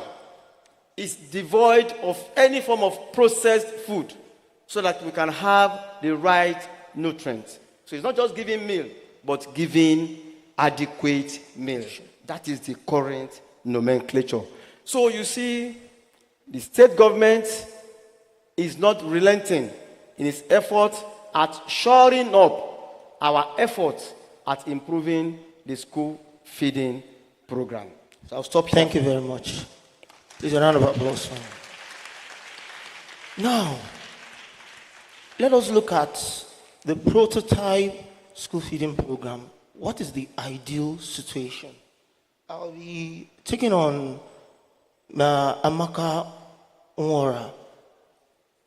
What are the best practices for a prototype school feeding program?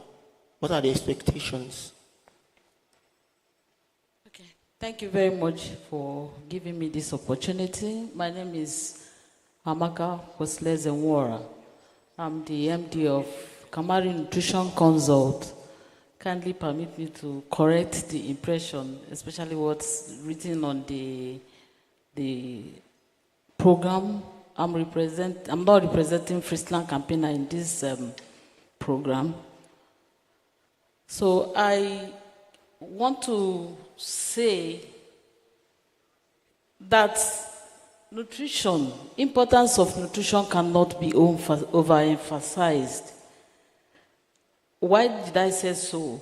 We know that, like my colleagues have already said, that nutrition is the bedrock of life. I want also to bring to our notice the objective or idea behind this school feeding program. One of the reasons is to boost the nutritional status of children so that they will be able to learn. This is because certain nutrients are required, especially in this early stage of life, to help them to learn effectively. There's this adage that says that a hungry man is an angry man. When a child is hungry, he cannot concentrate. And so government, state government, federal government, and NGOs are making efforts to ensure that a child gets at least 1 meal per day to support that child to concentrate in the class. Because if the child is hungry, the child will not be able to concentrate. So there should be at least 1 meal.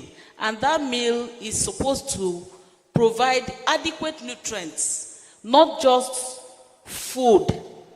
You have to consider some of the key nutrients that will support brain development, the key nutrients that will also give them energy to be able to stay active and focus in the class. Okay, so ideally there should be at least 1 meal per child per day when they are in school. Meaning that if for in a month, they should be able to get at least 20 servings, 20 meals within that month. That's if it's a month, 5 days in a week, then maybe 4 weeks in a month. Then ideally, the foods to be supplied must be high quality.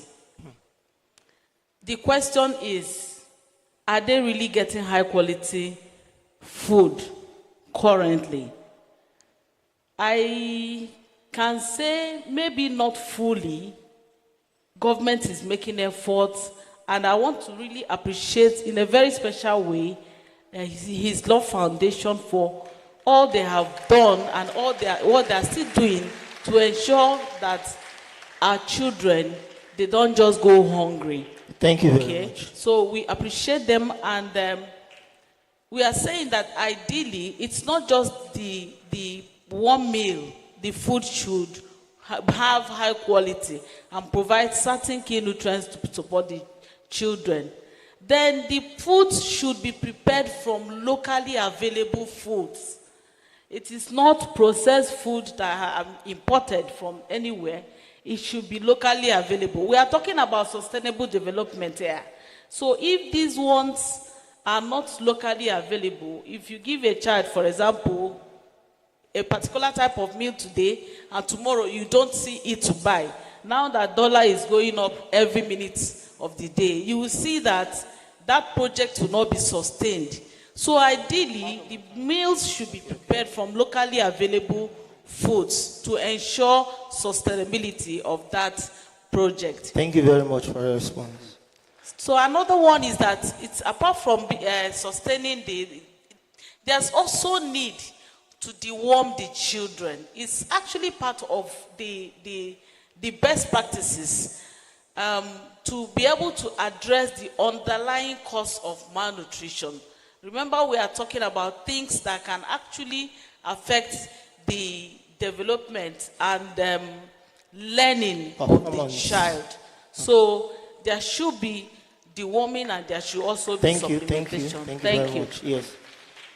I want to go to the food safety expert now. From farm to the table, there's a whole lot of supply chain. It's a whole lot of process.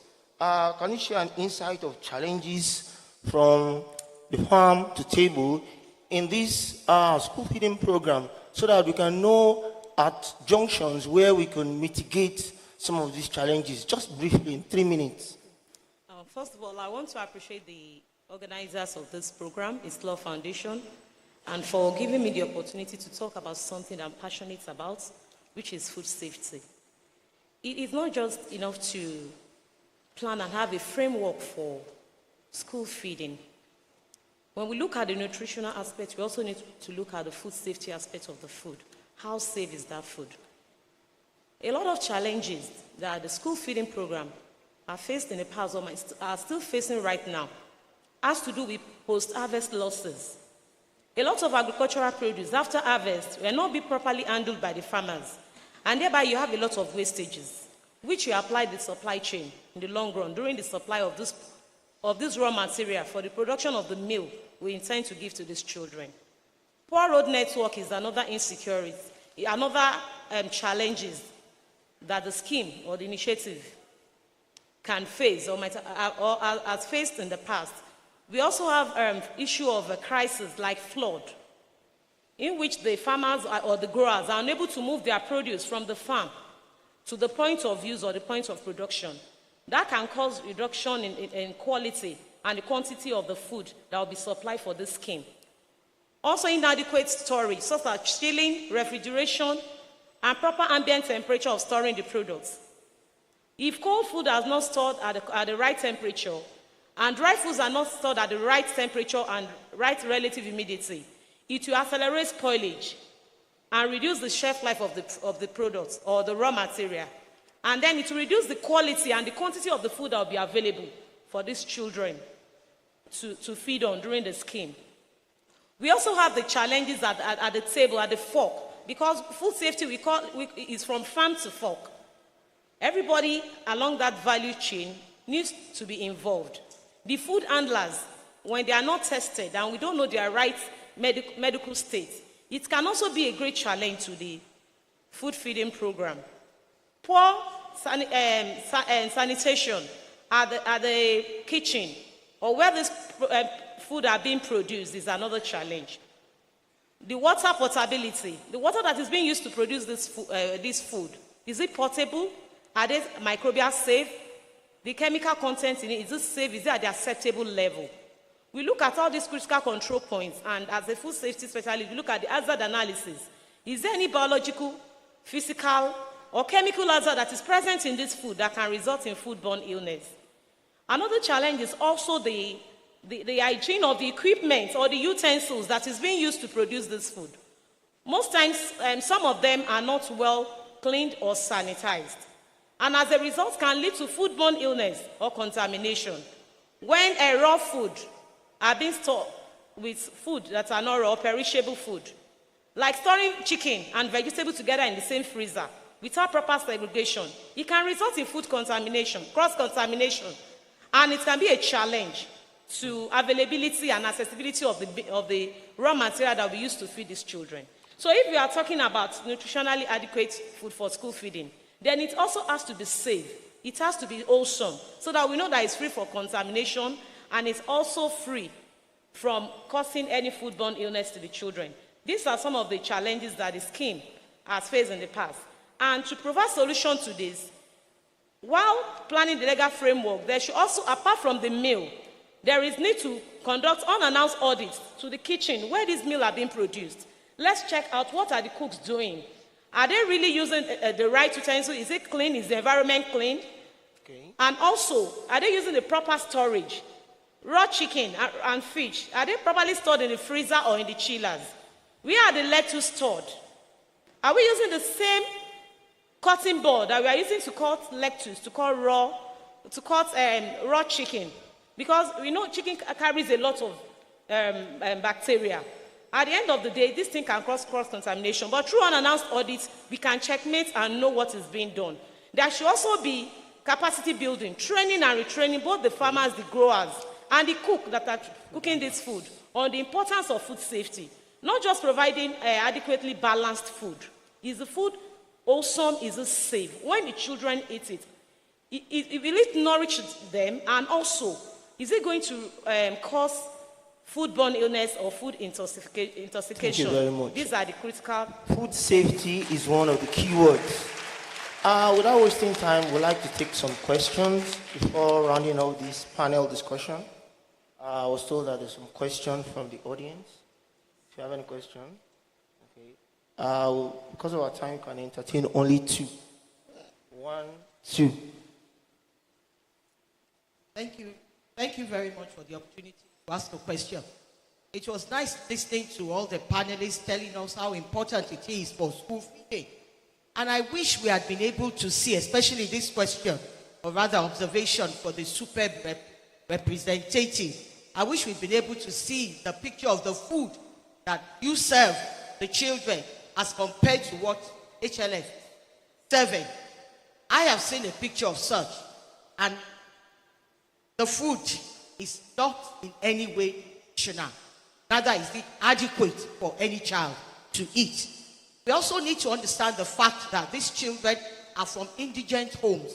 We know what Nigeria is going through now, and how many families can even afford to feed well, talk less of giving them nutritional meals.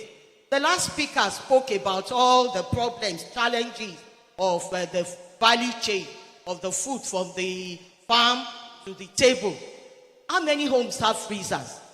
How many homes have electricity to power the freezer? Then talk less of the schools providing the food for them. The hygienic sanitation of the people preparing the food. The water.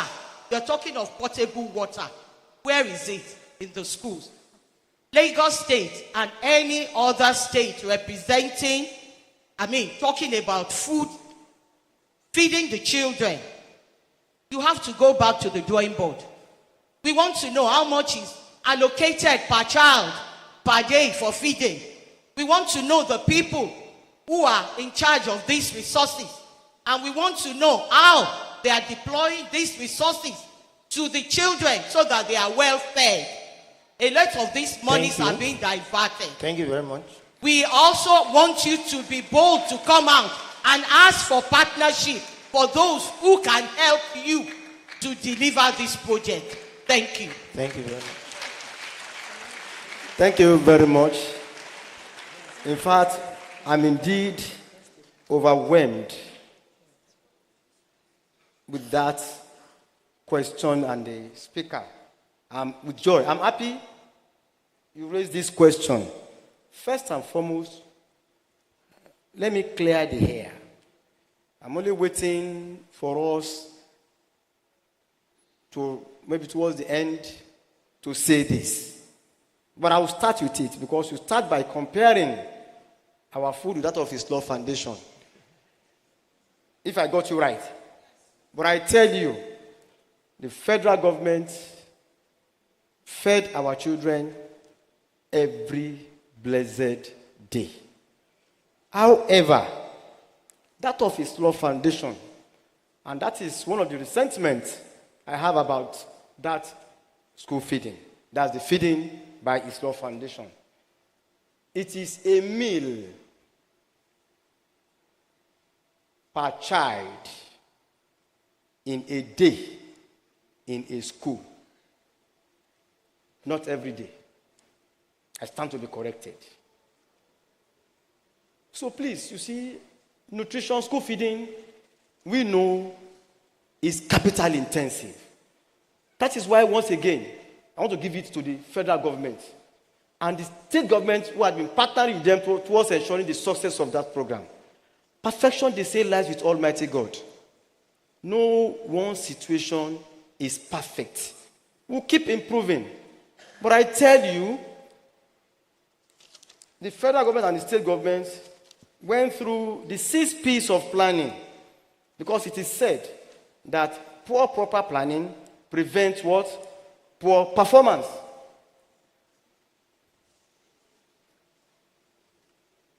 He who fails to plan, plans to fail. No one, government did not deploy and does not deploy resources to children to feed. No. If you are not clear about issues, you ask questions. Funds are forwarded directly to the recipients, that is the end user's account, that is the vendors themselves. Funds are forwarded to the account of the aggregators directly. We have about five of them in Lagos State, and we have about 1,313 food handlers in Lagos State. If you know any of them, please ask them. Thank you very much. Everyone, I'm coming, please. Okay. Everyone this has to be cleared. Okay. I'm on here. Ask any one of them, and they'll tell you they all have first bank account.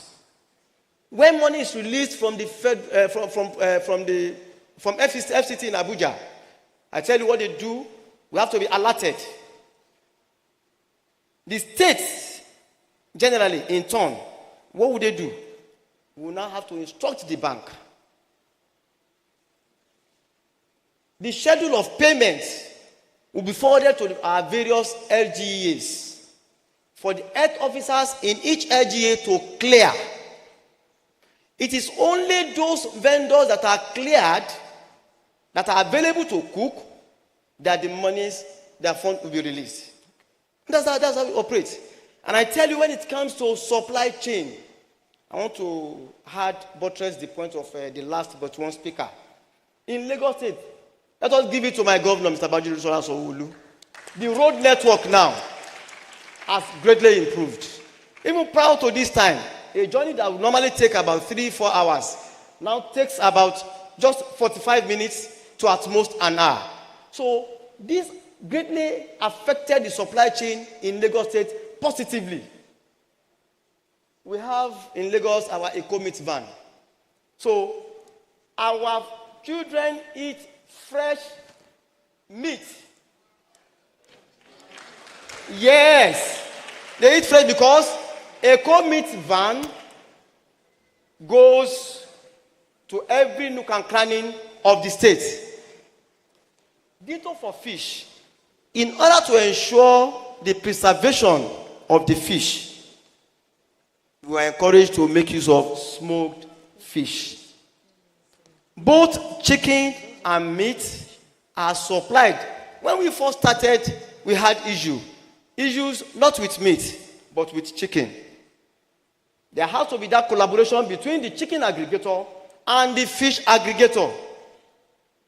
And we are making use of the eco-meat van.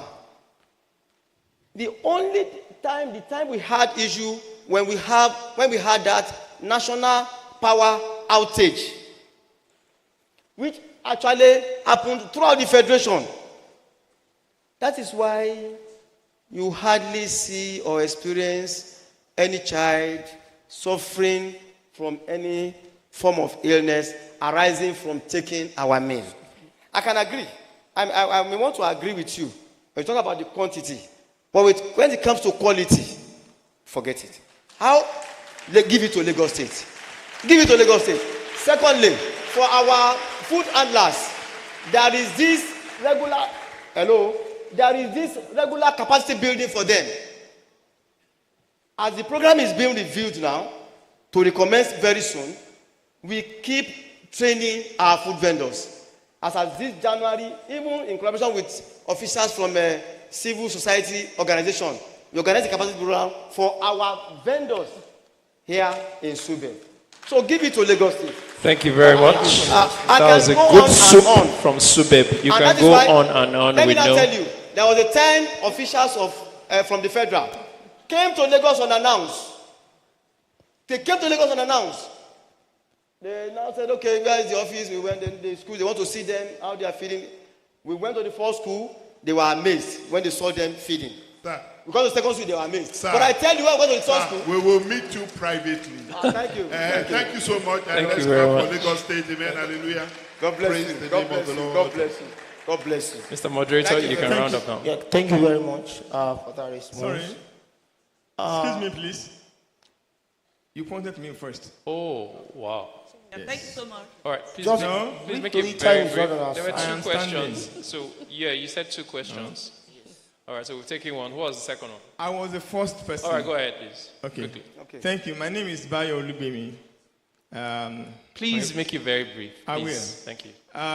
Sir, Lagos State, thank you. However, at the national level, and I'm talking about what I know, by the time an amount is allocated per child, I have experience and I know what I'm saying. By the time it gets to the real vendor, maybe the money is reduced to about 25%. Right. I am using this opportunity to call on the federal government and all the states. There is need for auditing. All right. What gets to the vendor eventually who supplies is like 20% of what was approved by the government. In my village school, my own village, the person who supplies what gets to her at the end of the day, and I am saying what I know, is 25% of what was approved by the federal government. All right. HLF Foundation, thank you very much. Can we clear that? Thank you. Sorry, there's a lot to be done by everybody. I tell you, the state alone, the federal alone cannot do it.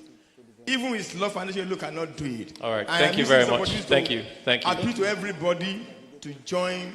To support Thank you very this much. So initiative. you have asked for Thank you. auditing. Yes. Thank you. Please, let's keep it short and simple. Take a final question. The lady already stood up, so let's just. Yes. The last question, please. Thank you very much. My name is Izzo Malize. I'm the Managing Director CEO of FITC, and that's Financial Institution Training Center. It's an extremely exciting moment, and I would definitely thank you to you, Pastor Ido, for convening this. It's quite visionary, that I must say. I would also say kudos to all of the panelists. I do think that it's been a very wonderful plenary. I was just reading through the 17 SDG goals, and this panel alone addressed 5 solid goals. No poverty, zero hunger, good health and well-being, etc., etc. I think that what we are losing sight of, and that's to say that we are derailing the conversation into what is even much more important, is tying it to the whole visionary topic and theme of this conference, which is driving collaboration for sustainable development. And so what is the missing link? The missing link from all we have discussed, which is fantastic deliberation, is how then does Lagos State, Federal, HTL partner to take this very visionary step further? And I will tell you that the resources are in abundance. I say that because I have consulted to several organizations in the financial services and energy sector. They are looking for initiatives such as what HTL is promoting and Lagos State is promoting to put money so that they can have great reports and risks. All right. Thank you very much, madam. Thank you. Thank you very much. As a central bank company, we work with all of those banks, and we're happy to give you the connections rather than drown this fantastic program and conference around great things. Let's focus on the theme of collaboration. All right. Thank you. Thank you very much. Just in summary, I would like one of the panelists to just have a short word. Okay, in summary, I would like to say that the 3C is the principle to unlocking the issues and sustainability in the school feeding. Commitment, cooperation, and collaboration. If all stakeholders come together to collaborate and have cooperation to ensure that all the basic infrastructures and things that are needed to sustain this initiative is made available, then we'll all have a breakthrough result. Thank you. Excuse me, please. I would like to make a little clarification. Little Akrem is my name. I work for HLF. The feeding that we do is, number one, is situated in our faith. Matthew 25, the Bible was very clear. It said, I was hungry and you fed me. Not just that, we feed all over Nigeria, in all our 43,000 parishes, virtually every Sunday. If you go to a Redeemed church, you will eat on a Sunday. Number 2, we have 28 feeding centers in Lagos and Ikorodu that are running daily feeding centers. I would like to encourage you, if you have this booklet, can you go to page 31 and you will see the record of feeding there. When government stopped feeding before the election last year, all over Nigeria, sir, we decided to do daily feeding for primary school children. It's a disaster. Your children do not have food. We are the one that take food to them, and we have been to over 458 primary schools in Lagos State. Number 2, very, very important for you to know, Mr. Subeb Chairman, in every local government that we go to, they are begging that we should come back. But what we have taken as a decision is this. Instead of taking 10 schools and be feeding them fat, let's spread the opportunity to as many schools as possible. That's why we just drive it through. And we don't just feed, we provide fruits. We also do nutrition teaching. There's a video that I'm going to play that they're going to show you of what we call the manna meals. As we speak, a little close to 500,000 children have benefited. In terms of collaboration, I will say 3 major things. Number 1, government is the collector of tax. He has a responsibility to feed the children. You cannot run away from it. Number 2, very, very important. When you see institutions that are partnering in terms of, in their own little way, they are doing CSR work, they are feeding children, what you need to do is to go to them and see how you can collaborate, which is the central theme of this conference. The issue of collaboration comes in 3 major ways. You spoke about that, your meat. Bring it. We will deliver it to them. Okay. Where your accountability has failed, we will give you accountability. Most importantly also, you must also understand. Last week, Wednesday, we were in Badagry, local government, with the Badagry Local Council of Education, and in one day, we fed 5,900 students. Most of your children are hungry. We cannot come here and not say the truth. School feeding, all the data you are talking about, sir, any teacher that is here, when did they bring food to your school last? Your people are complaining. I deal with them. And you also know, sir, that when we came to Subeb, you gave us approval and we go to various schools to do it. Let there be collaboration. Thank you, number sir. 2. Thank you. You already made 2 points, so you can't do number 2. I need to bring another one. Please, one final point. Good. In 1 minute. You need to set up a more auditable scheme. Your scheme must be more auditable, transparent, and viable. What we presently have now is not. I will also share you something. When they were still running that school feeding program, before they stopped it after the election, they stopped it because I was at the meeting where I was told that they stopped at Maryland office. You need also to ensure that the quality and quantity is given. We are giving only primary 1 to 3. And let me tell you what I feel bad about it. When we go to a school that has a wing of primary 1 to 3, the primary 4 to 6, we don't give them. And they're all sitting down and looking at you as if you are criminal. But it is criminal also that children come, they don't have food. And by the way, they also don't have uniform. They don't have shoes. All right, thank you very much. I have videos I can show you. Thank you, sir. Thank you very much. Yeah, thank you very much. In wrapping up this session, I would like us to know that together we can all achieve more. Also, qualitatively and quantitatively, adequate nutrition of the school feeding program can never be overemphasized. Thank you very much for listening. It has been a wonderful session interacting together. All right, thank you. We almost made this a one-man panel. All of the attention has been focused on the chairman of SUBEB, represented by the director of school feeding. And I don't think that the chairman of SUBEB could have done a better job in getting who to represent him. I don't think he would have been able to answer the questions any better than you did. So give him a warm round of applause. You have taken all the bullets and all the arrows. I don't know if you want to say thank you for all the arrows that have been fired at you. Yes, You can do that in 20 seconds. Yes. He who wants to grow will always be ready to take correction. Yes. I've started by appreciating His Love Foundation. And I tell you, perfection, I said earlier on, lies with the Almighty. And that is why they say there is room for improvement. Because in everything that is humanly done, there is bound to be one form of error and the other that you can improve on.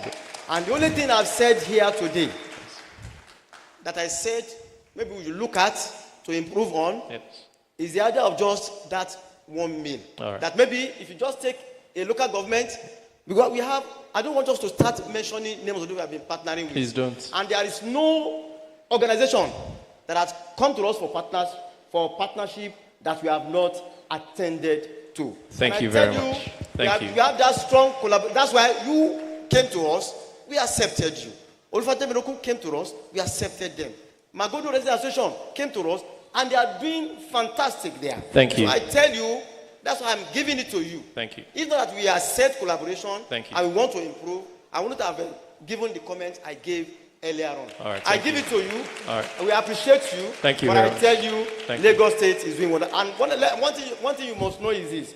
This school feeding program is It's for all national. of us. Thank you very much. Thank And you. have So been you are going been to using the word you, us. your Okay, kind. all of us. They are I'm our sorry, sir. children. They Representative are of our SUBEB. children. Representative of SUBEB. I didn't plan to say something, but I just must emphasize something. Sir?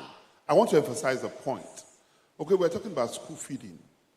But you see, HLF, for the past 5 years, we have 28 daily feeding centers. Every day, pounded yam, rice, egusi and all that. So, I think we need to be applauded. It's not only school. We applaud there is hunger all over the nation. Yes. So when you are saying we are doing one and all, no. Let's bring it together, aggregate everything, and kudos to HLF. Thank you.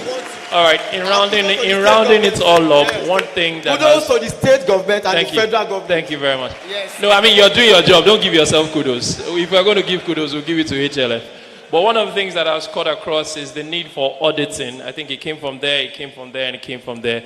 So in saying that you would continue to partner, the co-meat vans can submit the cow or the ram to the people who would ensure that by the time it's getting to the final destination, it's not only the head of the cow that is getting there. Because that's what one of them has said. All right. Thank you very much, everyone. Please rise for a group photograph.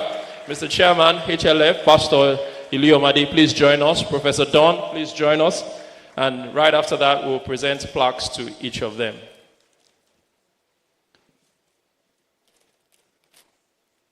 Please move close to the center. Right after this, Mr. Bisi Onosanya will come up stage to present the plaques to our panelists.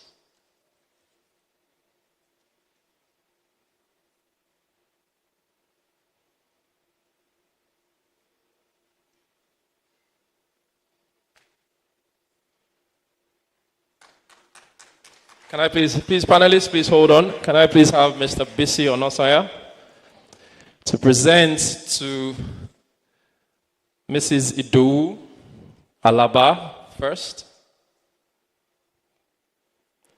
Mrs. Idu Alaba first. Thank you very much. And next is Mrs. Ayodele Gbemileke, the country representative of Nutrition International. And next is Mrs. Amaka Ezekwesili. Please face the cameras.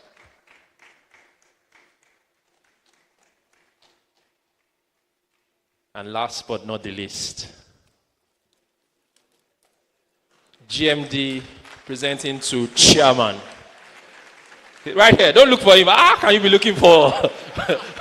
Were you looking for him? All right. Congratulations. That's a handshake from the GMD to chairman. Congratulations. So you please here for a group photograph with all of them. Oh, there's one more. Oh, I'm sorry. To Dr. Malamo, Chief Dietitian at the Lagos State Health Service Commission. Thank you.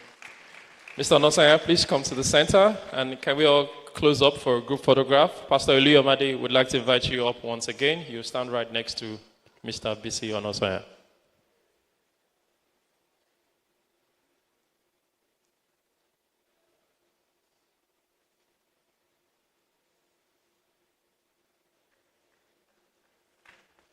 Thank you very much. So what I am going to do is that I will enroll in a primary school at Lagos State, and I will find out if you will bring fresh meat to my school.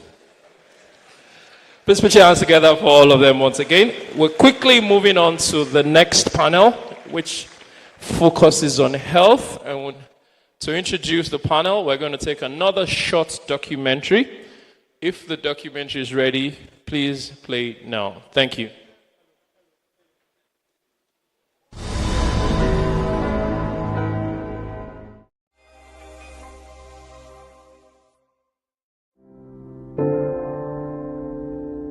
Kabiru, Folari, and Wasiu are bound by one thing: hunger. They came to school this morning without food, and there were many of them in other schools we visited. Their story is a testament to the decision of Nigeria's President Bola Ahmed Tinubu to declare a state of emergency on food security in our nation, where 25.3 million people are currently food insecure, according to the Food and Agriculture Organization of the United Nations. In response, His Love Foundation, the RCCG Global Charity, which in the last 5 years has embarked on a free feeding program across the world, and the Lagos State government decided to join hands in a partnership to defeat hunger. The project, Manna Meals for Primary Schools, is designed to feed 1 million pupils in Lagos State free of charge, beginning with primary 1 to 3. The pupils are also given fruits and nutrition talk, essential for brain development. On top of the jollof rice, you can see the protein, which is called meat. Now, apart from this food, we are going to give you fruits. We have pineapple, apple, orange, good, banana. Today, this project has visited 498 schools with 459,074 meals served. They enjoyed the food and were indeed very happy.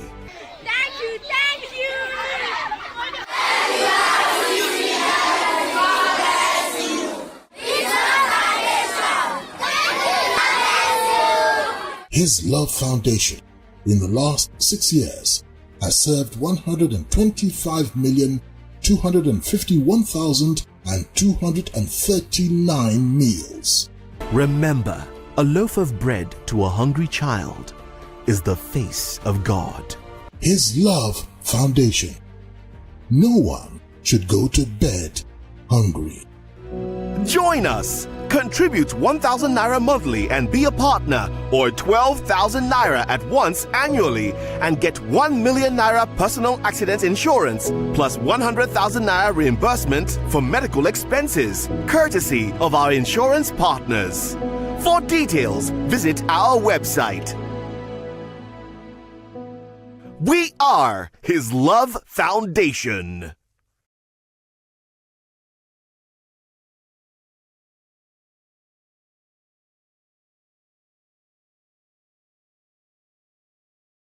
A hungry child is the face of God. We are God to those in need, and that's one of the ways that we can bring them to church. We're going on quickly to the next panel.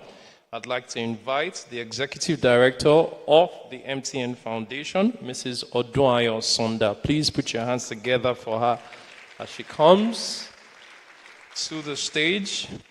She'll be joined on this panel by the State Coordinator of the Society for Family Health in Nigeria, Mr. David Shegun Ayinde, Also on the panel, we're going to have the senior analyst of the Clinton Health Initiative, Mr. Olatunji Oluyide. Mr. Oluyide, please come up now. We're also going to have the zonal coordinator of the National Health Insurance Authority, represented by Mrs. Aisha Abubakar Harina, the Deputy Director, NHI Lagos. Thank you very much. And this panel will be moderated by Dr. Yetunde Ayo Oyalawo, the founder of Market Doctors. You're going to have 29 minutes for this panel. I hope that there is nobody in charge of health feeding of school children here. All right. MTN. So we're not here to talk about data and recharge card, so please don't put MTN on the spot. All right. Are you ready? Thank you very much. MTN Foundation is doing great work in all communities. And this is an opportunity for you to hear it from the horse's mouth. Over to you, Dr. Oyalo. Okay, thank you. Good afternoon, everybody, and welcome to the panel, all health enthusiasts. This is not a time to fall sick in Nigeria, and we all know that, and that there's a lot going on in the health system, and it really takes a lot for organizations to decide to do something in the health system, and that's why we've put together people who are doing stuff in the healthcare system and trying to make things happen. In Nigeria, we also know that the budget for health is supposed to be 15%, but we have 4.5% of the budget being put into health. Nigeria doctor-to-patient ratio is 1. The normal one is supposed to be 1 to 9K, but we have 1 to 600K. 600,000. And we will need 363,000 more doctors in Nigeria to achieve that. And with migration of doctors, I don't know how we would achieve that. And we've brought together people who are doing stuff to strengthen the health system and still provide succor for people, you know, and creating access, affordability, accessibility, and acceptable health to people in our communities. And I would like each of the participants to say the goal of their organization when it comes into the healthcare space in Nigeria. So the question will just go to everybody on the panel, starting with MTN Foundation. Thank you very much, and thank you, His Love Foundation, for having us on the panel, and well done. You do great. You're doing great. For the MTN, you can clap, yeah. For the MTN Foundation is a corporate foundation. It's founded by MTN Nigeria, and we call ourselves the CSI platform for MTN Nigeria. And CSI, not because CSR is bad, but CSI because it's a corporate social investment. It is an investment, and we do look out for the returns on it. And really, the reason we're set up, our raison d'etre, is that, you know, we empower communities because we believe that communities are powerful. They're the basis of society. And so we continue to empower communities in the areas of health, youth development, and of course, other national priorities. Thank you. All right, thank you very much. My name is David Shemwayinde. I represent Society for Family Health. I'm the state coordinator for PACS project in Lagos State.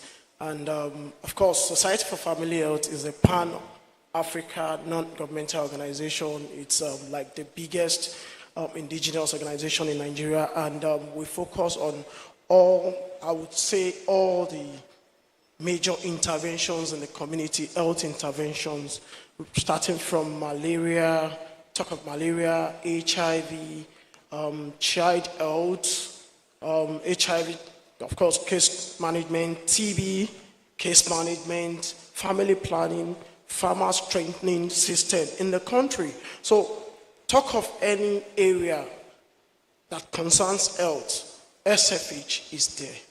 And that is for what and for whom we exist. We believe that as an organization, our ethos is that we exist because we feel the Amina, the Coyote, the Chukwemeka need to have a good health care system.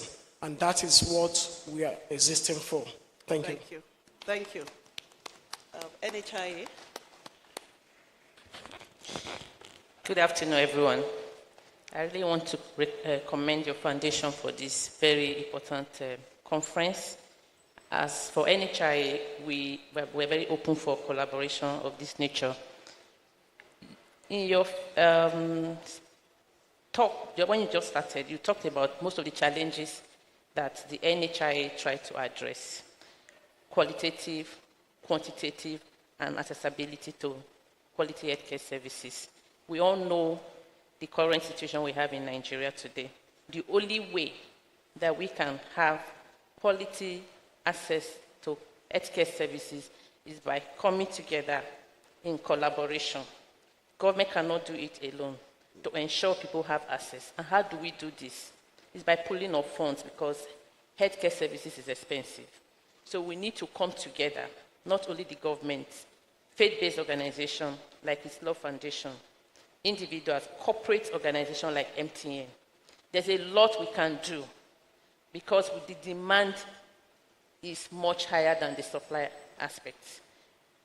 There's nothing stopping Faith Foundation to adopt a facility, primary healthcare center, to give basic healthcare services. MTN, you have a lot to do as well. For me, I think health, it cuts across 4 areas. We have the integration, we have the promotive, we have preventive before curative. There are a lot of things that can be done before anybody even need to have access to care.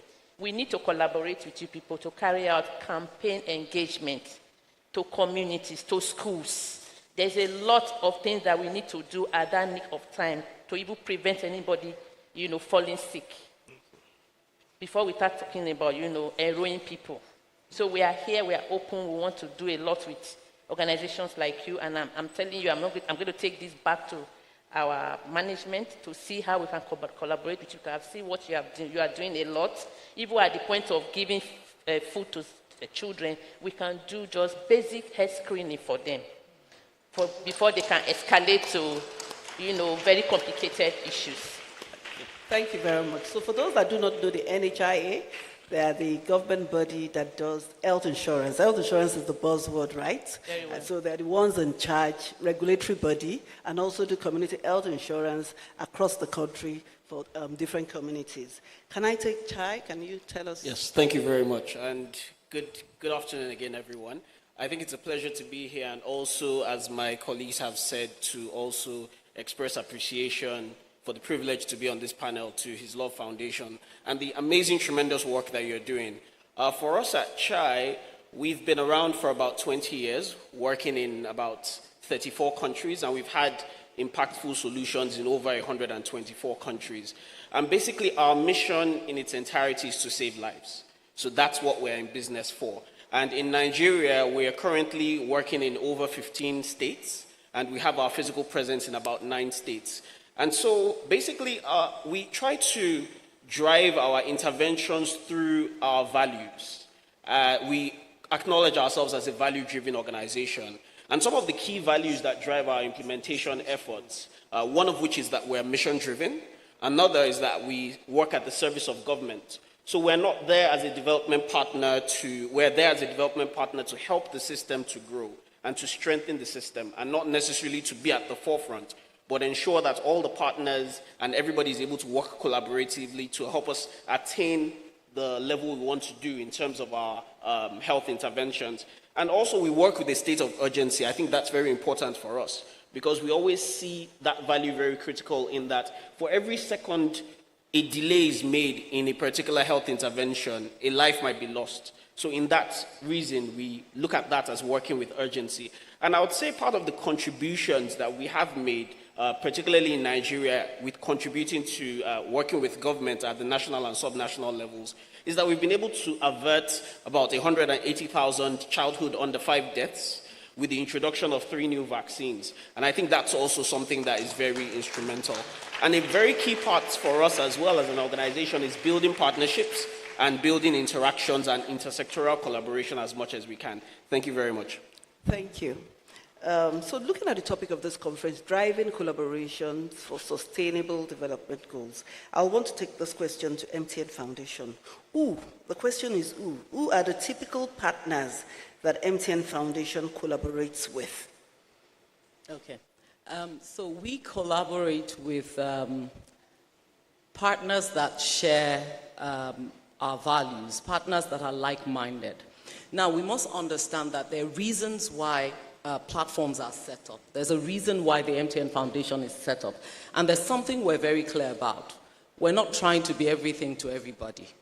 We acknowledge the limited resources that exist. And so for us, we've decided where to pitch. And I mentioned in the areas of health, youth development, and capacity building, which involves a lot of things. So for us, we look for partners. We're open to partnership. But you know, there's this thing about partnership in Nigeria where people think because they're coming to sell you a product, they're your partners. You understand? So you need to draw the line. There will be commercial partnerships, but we always look out for people who bring something also to the table, because there are three outcomes of partnership for us. You are able to scale. Maybe you'd have covered just 2 states. With partnership, you can go on into 6 states or 7. There's value for everyone involved. And, you know, the last thing is impact, because you reach more people and the impact is sustaining or sustainable. So for us, we look, like I said, organizations that are like-minded and are interested in what we do, and we also reach out to other organizations. So I'll give you an example, for instance. Everybody knows MTN is a telecommunications and technology company.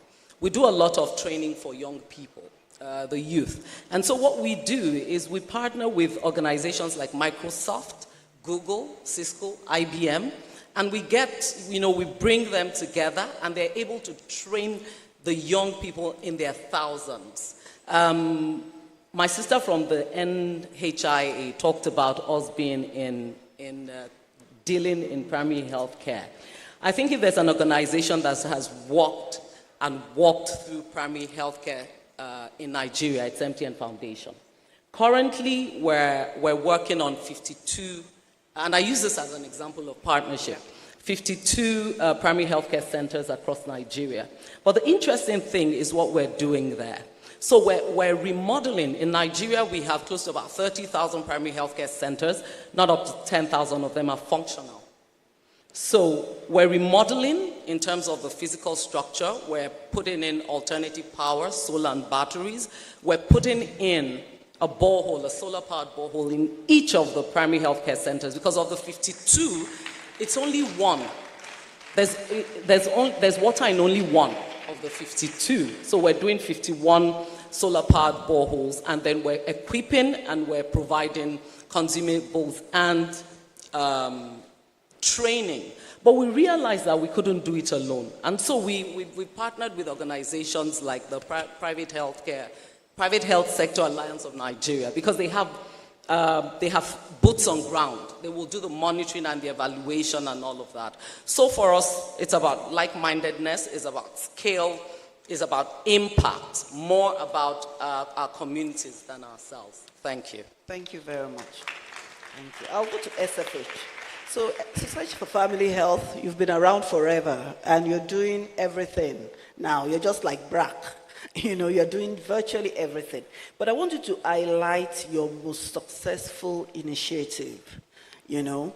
And I know you do things at community level. I want you to share the story of your most successful initiative, telling us the numbers and how you were able to overcome the challenges at community level.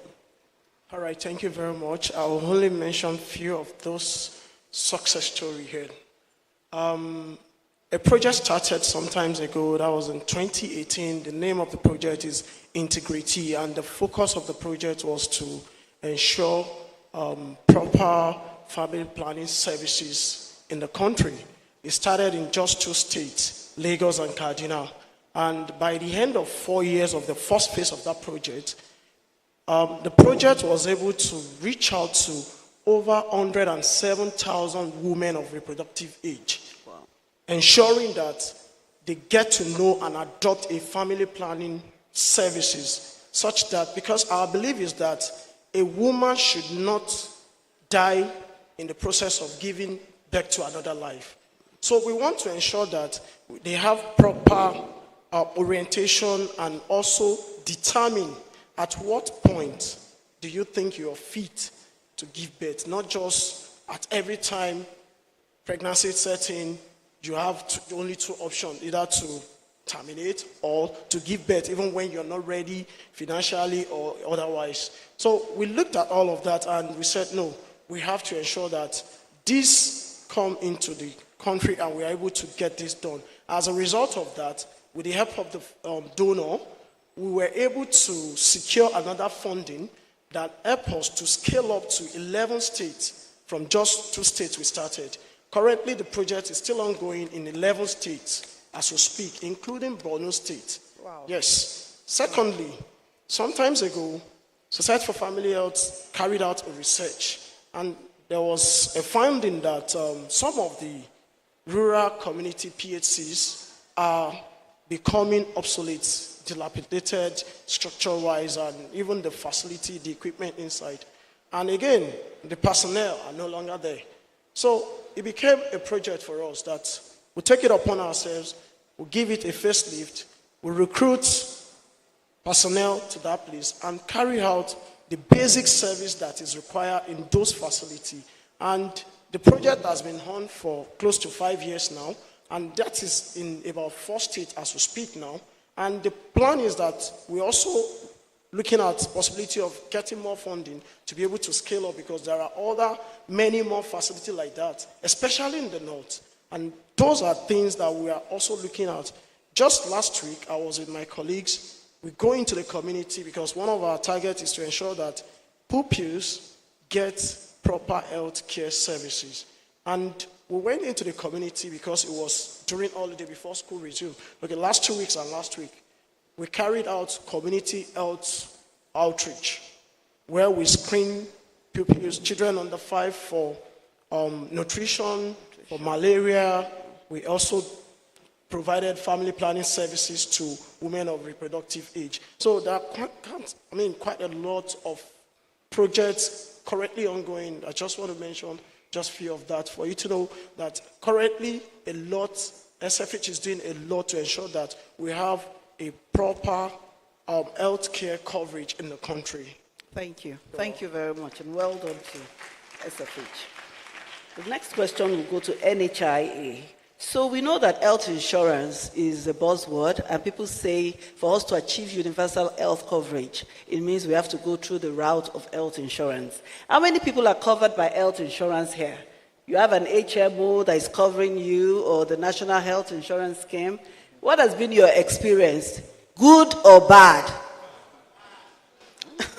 So I just wanted to hear that, because I know some are good and some will say bad. But anything that has the intonation of bad means we still have a long way to go. And, health insurance, again, is in our culture. Insurance is not embedded in our culture. People, when you tell people, please buy health insurance, they say, I refuse to be ill. And people say they cannot pay for what they have not even got, the service they've not got. So how does NHIA plan to take insurance to the trenches, so that they can secure their finance, they can get out of doing out-of-pocket payment? We're not talking about the people here wearing jackets and all of that. How will NHIA take health insurance to the communities, to the trenches, so that when HLF says, I have this amount of money to spend, we can partner and look at reaching more people for a longer period of time? Thank you very much for that question. I know one basic question that comes to mind is, NHIA has been there, what is the number of coverage? I want to say that from 2005, when the social insurance was formally launched, it was established on a very wrong foundation. Why do I say this? It was made optional. It wasn't made compulsory. So getting Nigerians into the health insurance was a huge tax on us. Even at the service aspect, the supply aspect, Even the facilities were very reluctant to key into the NHI at the initial stage. But it's a good thing that, just before the President Buhari left, the act was passed into law, now making health insurance mandatory. And I want to ask this question that you have asked. How many of Law Foundation members are enrolled in the NHI? Because I saw very few hands up. So I think it's a responsibility on all of us to now know that it is mandatory. And why you have not seen us on the streets, enforcing it is because we just have a change of management and the new minister. A lot is going on to see how review can be made, both to the Act and the operational guideline that will operationalize the Act. But I want to say this, that health insurance, like you have rightly said, most black men or Nigerians don't believe in health insurance or anything insurance. It's been a huge tax on us to get people to enroll. Yes, the awareness is still very low, and this is why we are appealing to organizations like MTN, East Law Foundation. We really need to collaborate because it's one key aspect that the new DG of NHI, Dr. Kelechi Ohiri, is working on to see how we can do a lot to get the number, improved. And this is why, if you noticed, the health insurance has now been, localized, and the states have been empowered now to float their health insurance agencies in their state. Lagos State passed their law even before the federal government gave its mandate. So health insurance across the 36 states in Nigeria are now enforcing it on not only their former workers, but even the private organizations. And as I must say, MTN is not registered under NHI. And this is an opportunity for you to bring your workers to NHI. Yes, so it's a responsibility on all of us. We are present in all the 36 states at the national level, and all the states governments have established their NHI, like I have said. So we need to really talk to ourselves, even in our individual families. We are not taking it serious. When you go to people to campaign to them or to create awareness that it is important for you to know that when you carry a health insurance card, because e-health doesn't come with notice, it can happen at any time. But knowing the fact that once you fall ill, you have access to, service is a way for you to even give you a mindset that, okay, I have access to it. And that is good enough. But people will tell you, what if I don't access it in a particular period? Are you going to refund the money? So it's been a very difficult task for us as an authority. But I want to say that going forward, like, once the operational guideline is unveiled, nobody can operate in anything, just like you are having the national NIN, we are synchronizing with them. You cannot engage in anything, not even business, not even enrolling your child in school, not even we are getting to MTN, not even loading your card. Yes, you have to be enrolled. So because this is the only way. On MTN's case this afternoon. I love MTN. I love MTN. And why I'm saying this is that the responsibility is on all of us. It's a very serious thing. The responsibility is on all of us. And you know what we go through in our office. I'm sure you can buttress that. Where people rush to you thinking that you can provide magic to help at that critical stage. People are nearly, dead to our office and they want to access it. But this is something they would have done if they have taken a health insurance. So the number is still very low. And we are aware of that. But now that it has been made mandatory, it's a question of having the political will to enforce it. And we have the numbers, and health is not cheap. We need to pool resources and share the risk. Thank you. Thank you very much. Thank you very much. I'll go to CHI, Clinton Health Access Initiative. I know you're very big on vaccines, and we're talking about partnerships here.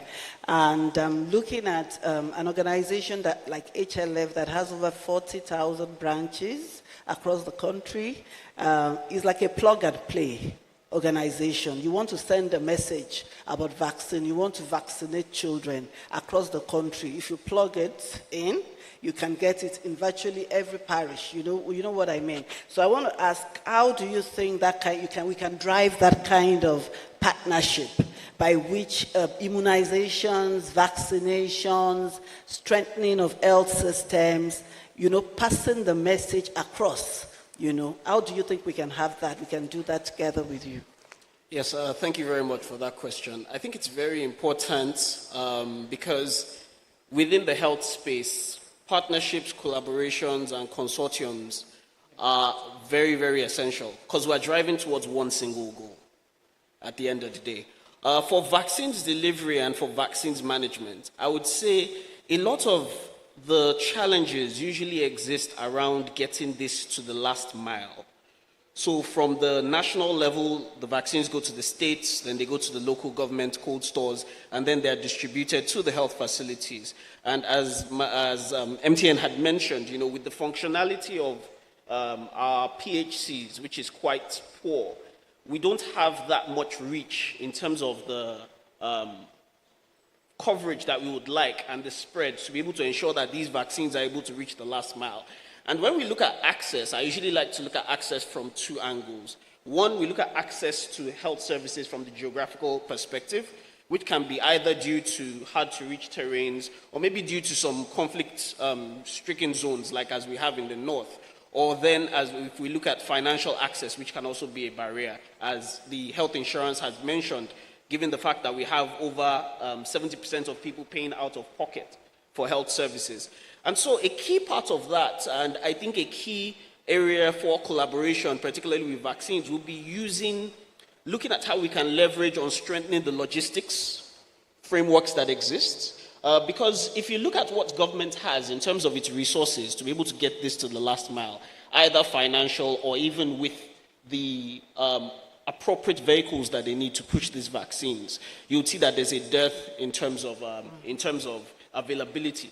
And so this can be an opportunity where, encouragements are made for public-private partnerships where vaccine delivery can be moved, to the last mile, as well with some of the branches that you mentioned, looking at those areas, particularly with the wards, because if we look at the number of wards we have as the lowest, we say the lowest political unit, or we can look at it from the frame of a community.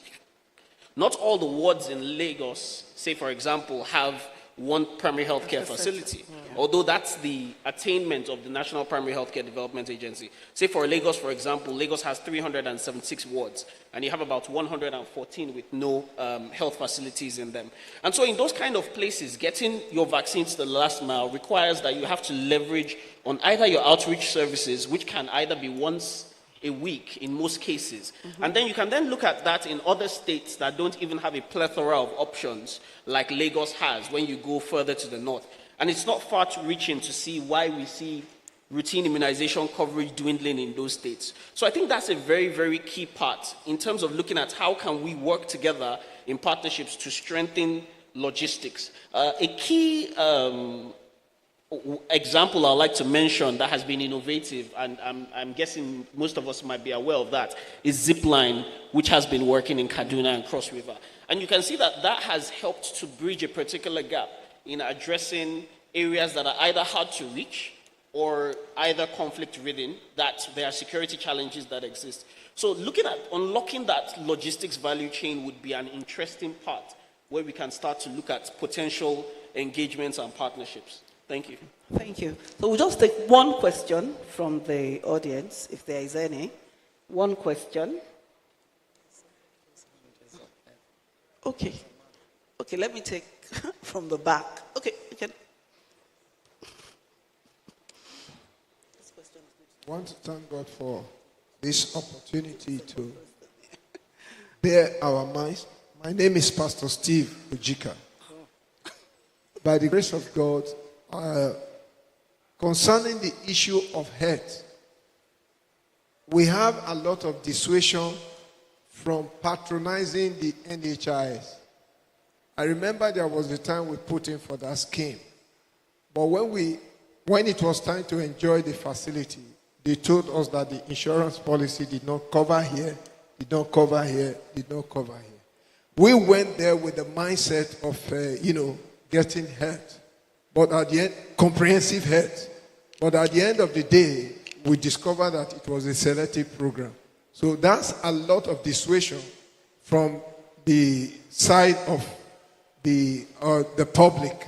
So let NHIS take a good note of that so that people can be encouraged to patronize the scheme. God bless you. Thank you. I'll take one more question. We'll take one more question.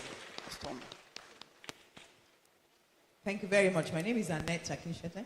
I'm Dr. Annette Akinshete. I'm the National Director and the CEO of Sickle Cell Foundation Nigeria. I know MTN Foundation very well. We've worked for a long time. I just first of all want to say big thank you to His Love Foundation, because as usual, you've come in to fill that gap. There's always a gap, and that's what you do so well, jumping in to fill that gap. I think the challenge is for all of us. These panelists, you've done a great job, but there's no way you can deal with it in this short time, all of it in this short time. Health is developmental. We need to stop seeing health as a waste basket. Sometimes that's what persons tell you. Health is developmental. Health is wealth. Without health, there's nothing we can do as a nation. So we need to get it first. First, if you lose health, that's when you know that there's a problem. You don't miss the water till the well runs dry. So, and this issue of collaboration, partnership, we're talking more and more about. So my challenge is to all of you, on all the panelists here. Our attention is really focused on NHIA. It used to be NHIS when it was first, the scheme came out in 2005. But like you said very correctly, it was on a very weak foundation. It was with good intention. I think at the time, the persons involved were sent to all parts of the world. They studied NHI and I don't know, the system in the UK, America, and so on. NHS and so on. But I want to just focus on this bit, that this business of pre-existing conditions, it's really affecting those who have non-communicable diseases, hypertension, diabetes, cancers, and my own space, sickle cell disorder. Nigeria is the sickle cell capital of the world. So I think we should really look at ensuring that these, mostly children, are taken care of. So laws need to be put in place. And collaboration, SFH, you've been doing a lot of work.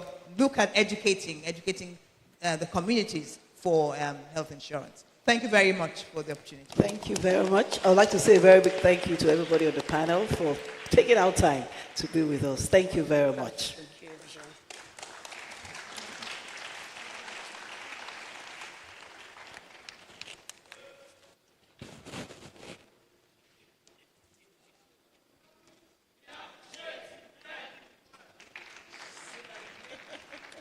Say that again, they didn't hear you.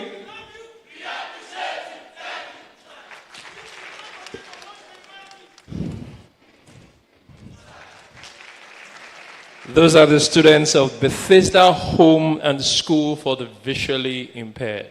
Please give them a warm round of applause. They can see with their hearts and their minds, but not their eyes. Thank you.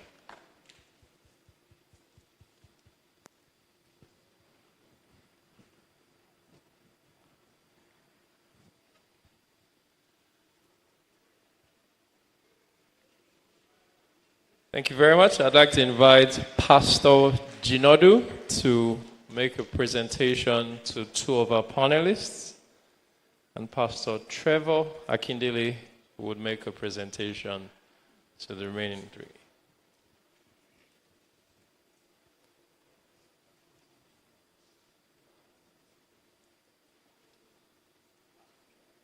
Whichever of them is available now, please. Thank you. So you present to these two. Which one are you? What's the name on it? What's the name on your plaque? No, what's the name on your plaque? Oh, it's the same, okay. All right, go ahead. Just go ahead. Don't worry, there are no names on it.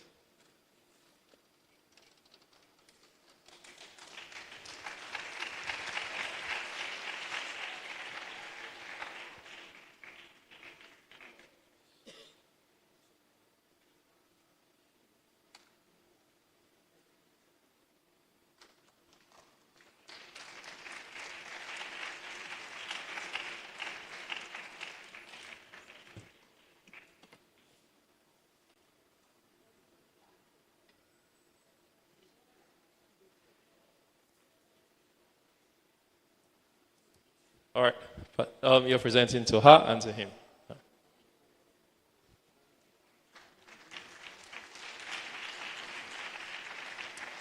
And the last but not the least, Ajay, please step this way. Ajay, please to my left or to your left.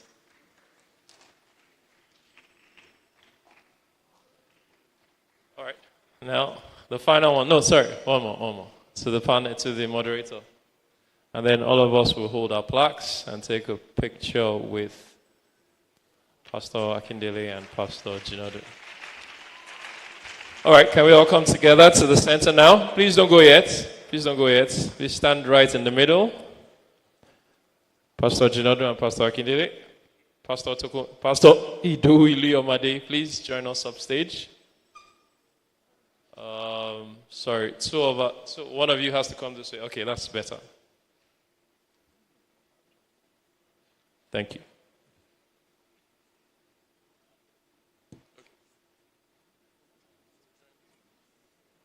Pastor Bayo Lugbemi, please join us up for the photograph. He's representing the Continental Overseer for Continent 3.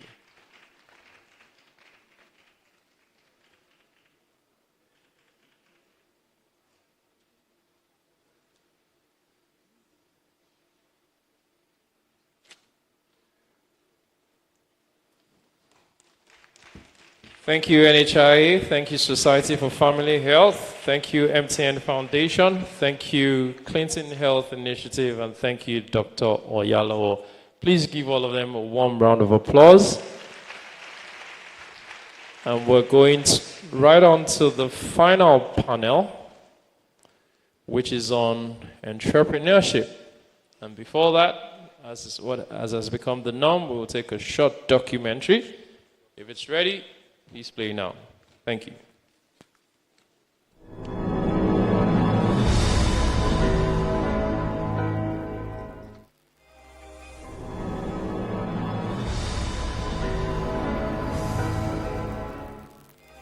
I'm Shegun, 25 years old. I'm a student of Redeemer University, studying accounting. My name is Topo Bakari. I am in Group 2 and I am 14 years old. My name is Gabriel. I'm 11 years old. My name is Ajashegun Samuel Shitu. I'm in Redeemer University studying political science. With 2,284,712 pupils and students in primary, secondary, and tertiary institutions across Nigeria impacted, we made clear our belief that education is a human right and an instrument to propel our youth towards the right direction and for inclusive and stable society. But we still have 1 in every 3 children out of school, totaling 10.2 million children at the primary level and 8.1 million at the junior secondary school.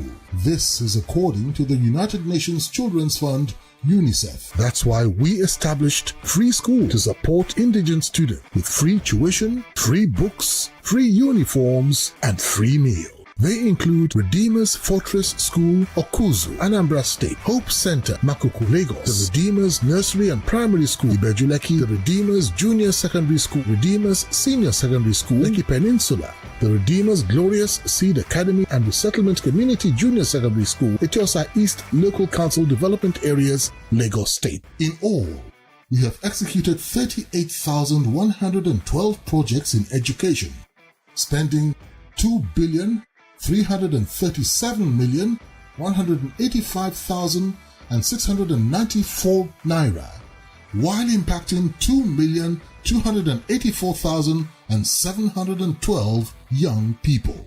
To encourage academic excellence and meritorious service towards teaching of our youth, we endowed the Enoch Adeboye Professional Chairs in 5 Nigerian universities, including the University of Nigeria Nsukka, University of Lagos Akoka, University of Ibadan, University of Jos, and Obafemi Awolowo University Ile-Ife. The ultimate beneficiaries are the youth. My name is Idris Gabriel. I'm a bona fide student of Redeemer University, study History and International Studies, and I came out with a 2-1. And yes, we want to open more doors of access for young people, the torchbearers of the United Nations Sustainable Development Goals. But the resources are enormous. That's why we now seek your partnership. If you can commit to give 1,000 naira every month, yes, 1,000 naira, you are a partner. And guess what? If you commit 12,000 naira at once, you'll get 1 million naira personal accident insurance, and that covers both road and domestic accidents, plus 100,000 naira reimbursement for medical expenses, courtesy our insurance partners. For details, visit our website. His Love Foundation. Love in action.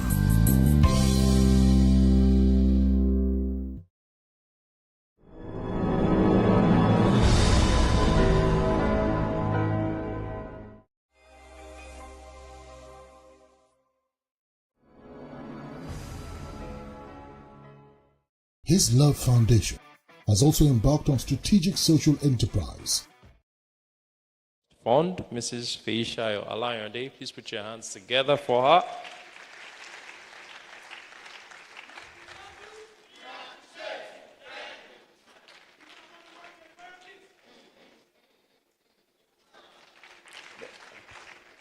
How come you guys never blew me a kiss?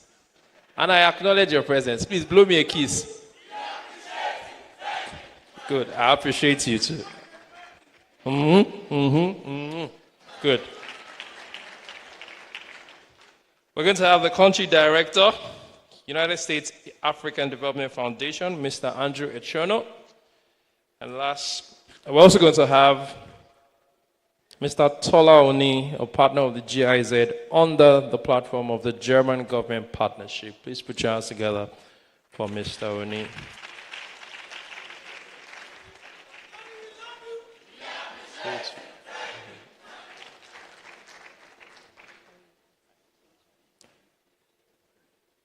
And the founder of Macintosh Consulting, Mrs. Tosi Ifesanya.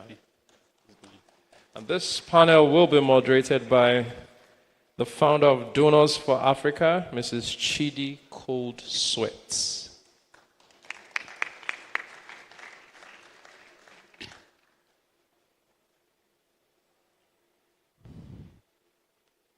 Thank you, Mrs. Cold Sweat. I don't think we have Mrs. Ifesanya here. So, Madam Moderator, you're all by yourself. Your panelists are on the other side across the Niger. Your time starts now. Over to you. Awesome.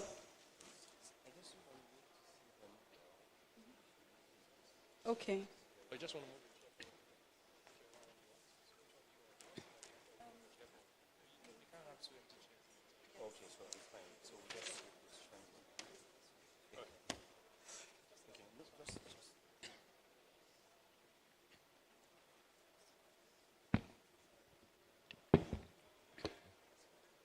Thank you so much. Good afternoon, everyone. And thank you all so much for staying up until this time.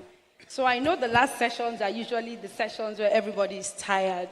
So I'm going to take us all back to primary school. So on your seat, you're going to stretch, and you're going to look at your fingers, and you're going to say, mini-me. You do that to the left, you do that to the right, you do that up, okay? Yes, we're going back to school. 1, 2, 3, go. Mini-me.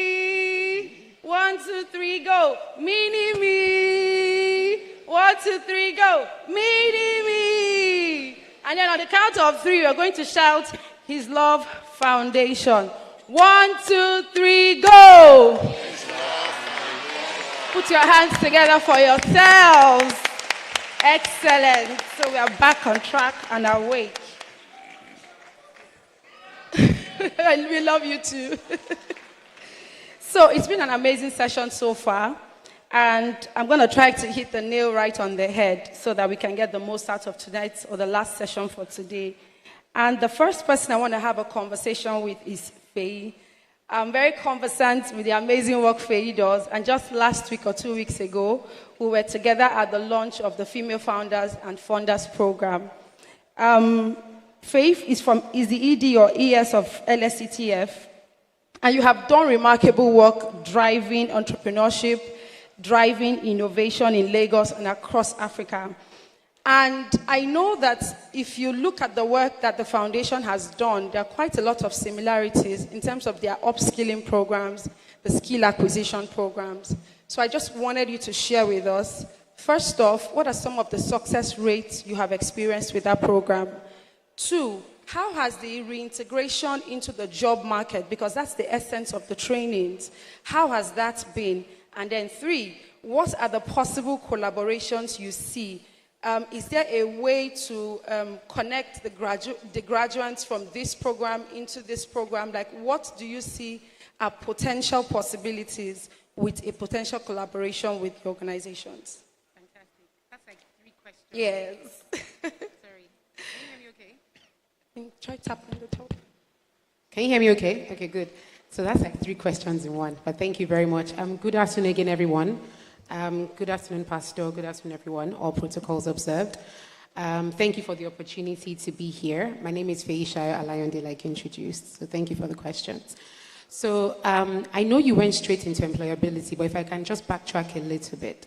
So trainings and employability are one program out of the 4 that we run at LSETF. And please, LSETF stands for Employment Trust Fund. I always have to correct people that it's not education, it's not environmental, it's Employment Trust Fund. And our mandate is simple, to create job opportunities in Lagos State.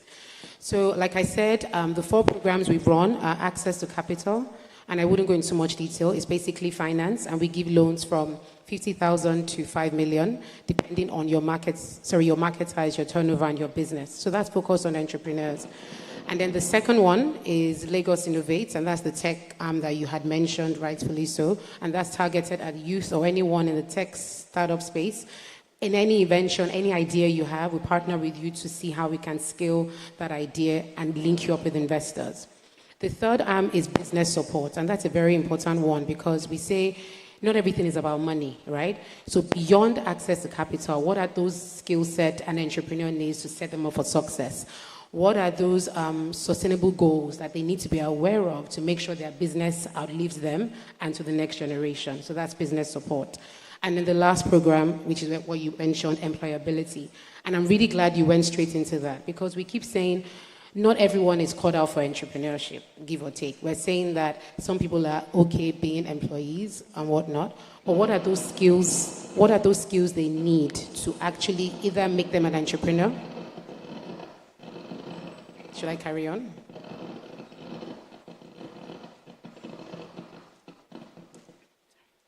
Okay, thank you. What are those skills? You didn't do anything, but I'll say thank you to you. What are those skills they require to be gainfully employed or to make sure their business is sustainable? Now to the question. One thing we say at LSETF is it's beyond acquiring the skills. We also need to make sure that we find the right partners to not only train them, but the right partners. Thank you. Much better. So I was saying that we find the right partners to make sure that they also are gainfully employed, i.e. they can actually find a job. So the programs you highlighted and areas for collaboration, like I said, our programs are open to anyone in Lagos State. So we partner with the likes of GIZ, USADF, other foundations locally to Lagos and outside Lagos. And we say they are a pipeline to the programs that we run. We're not sector agnostic. Right now we have trainings in technology, digital marketing skills. We have training in business support. We have training in adequate bookkeeping. Any skill that is relevant to help anyone get a job, we're partnering with you. Last week, we got a proposal to partner with someone that wanted to teach on solar panel implementation.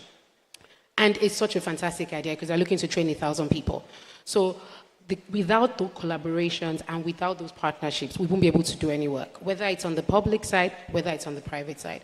So for the programs that, His Love Foundation runs, I think it's right up our street, and we are open to those partnerships. Please bring your people our way. www.lsetf.ng, that is our website. We would find opportunities for them, as that's our mandate, and we will deliver on that mandate. Thank you. Thank you so much. We can please put our hands together for that. And what it simply means is you can send an email right away to, remind her to say, oh, dear Faye, following up on this conversation, this is our email. We'll be coming back to you by COB tomorrow with the proposal so that you can get things going. Awesome. I want to quickly come to GIZ.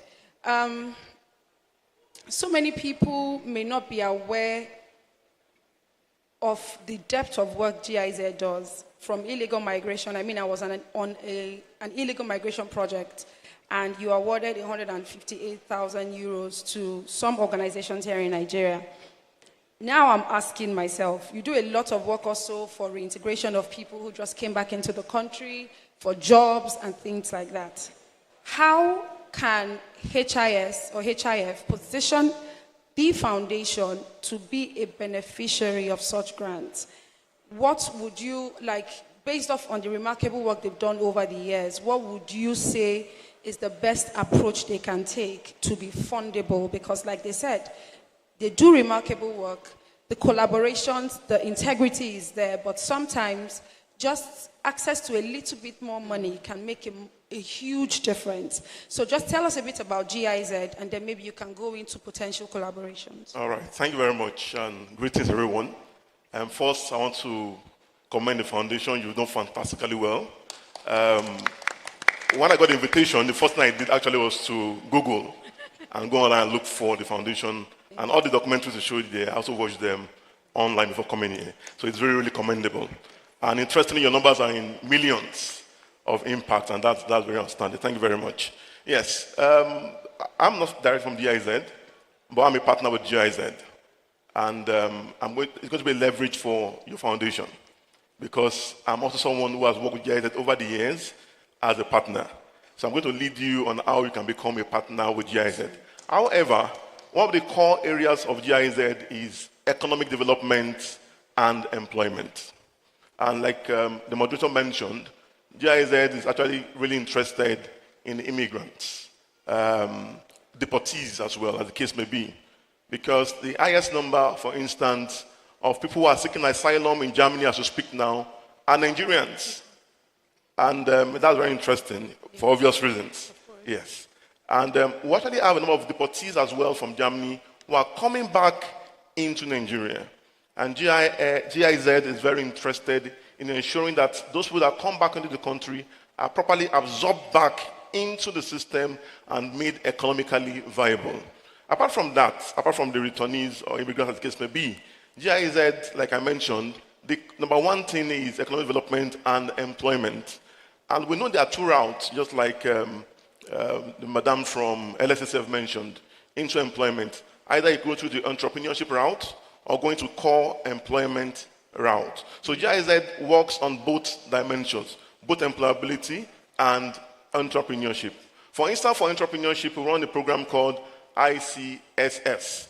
ICSS means Inspire, Create, Start, Scale. Inspire, Create, Start, Scale. It's a robust, very robust and rich training for those who want to go into entrepreneurship. Because we discovered that one of the biggest gaps we have in Nigeria, many people think is access to finance. Yes, access to finance is one of the biggest gaps we have when it comes to starting businesses and doing businesses. But we actually discovered through research that the main challenge we have in Nigeria is not access to funds, but actually knowledge, training, and empowerment, the human capability and capacity. So GIZ is very interested in that. As well, not taking for granted the fact that we also need access to funding. Like you mentioned at an event, GIZ gives some grants out to some people. Yes, truly, we know that after you've been trained and well-equipped, you then need access to funding. And GIZ also provides such opportunities. So how do you assess grants and opportunities for GIZ? Usually we have what we call the NOFO. That's a notice for grant, you understand? It's usually on the GIZ systems and website. You check, it comes in periodically in the year, and you have all the templates and documents there on how to apply. I also want to include this. From what I've studied so far about HIL and what I've seen, HIL is fund ready. There's what we call fund readiness or grant readiness. Your accountability is strong. Your reporting system is strong. You have history of impact you've made. So I believe you are grant ready. Yes, because grant readiness is very, very key to non-governmental organizations, just like fund readiness is very, very key to those who are in business. And I'm willing to guide HI through this process of assessing grants, not only from GIZ, but even from other organizations. Like, I also work with LSCTF as well. I also work with USADF as well. So I'm ready to guide you through the process. Thank you. Thank you. Please put your hands together. See how we are sealing all the deals. HIF Foundation, are you not excited? I want to hear you. Are you not excited? Yes. That's the way forward. So while we are still talking about funding, let me quickly come to USADF, United States African Development Foundation Funds. Most of the funding you do are community-based interventions. Does HIF qualify as a community-based intervention? Are they bigger than a community-based intervention? Can you please shed more light on USADF's role and how you think you can work with us? Thank you very much. I'm really happy to be here today. Prior to my invitation for this event, I can boast of not knowing anything about HIS. But after the invitation, I took time to research, and I was all inspired as to the level of attainment. Absolutely. And even coming here today and walking through that hallway with banners, showing data of achievement, I just wished we had more of entities like HIS. For me, HIS feels like a government. Because if you have that much dialysis centers across the country, we don't have that much across teaching hospitals across the country. If you check, and that's a fact. So I really want to appreciate the effort of HIS. HLF, sorry. Oh, so it's HLF, sorry. It's Love Foundation. It's Love. Okay, so HLS. To tell you that I still don't know so much. So really appreciate the effort. Now, as to whether HLS qualifies, when I describe where we work, then you will be able to judge whether HLS qualifies. But that's not to say, HLS doesn't qualify. So as an agency, we believe in community-based intervention. And so what we do is we fund grassroots entities, community-based organizations based in rural, very hard-to-reach communities across Nigeria, providing them with seed capital and local technical support because we believe that the only way to develop rural communities is through entrepreneurship. And so USADF as an agency provides grants to support rural entities to grow their enterprise and provide for their needs. Early in the day, I listened to the panel talking about homegrown school feeding program, and I realized that for that program, we take food directly to the communities and then give to children. What ADS believe in is, looking at those communities, looking at the adults in those communities and providing them grant in the form of a cooperative so that they can grow the food that they need as an organization or as a group.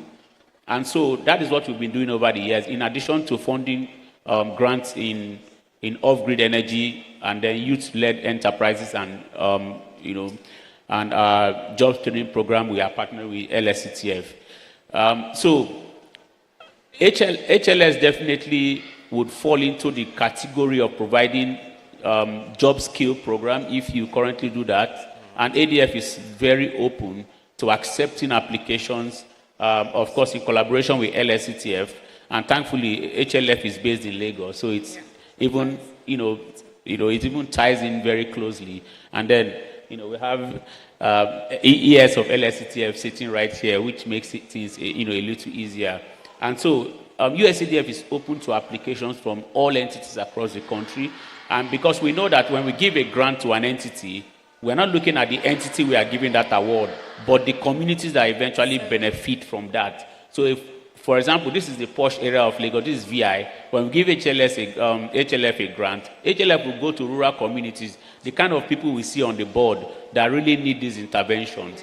And so when we see a good project that will impact the rural communities across the country, we will not hesitate as an agency to fund that, and we are open to discussions even after this conference. Thank you. Awesome. Just to clarify, what's the highest amount? Is it $10,000 or more?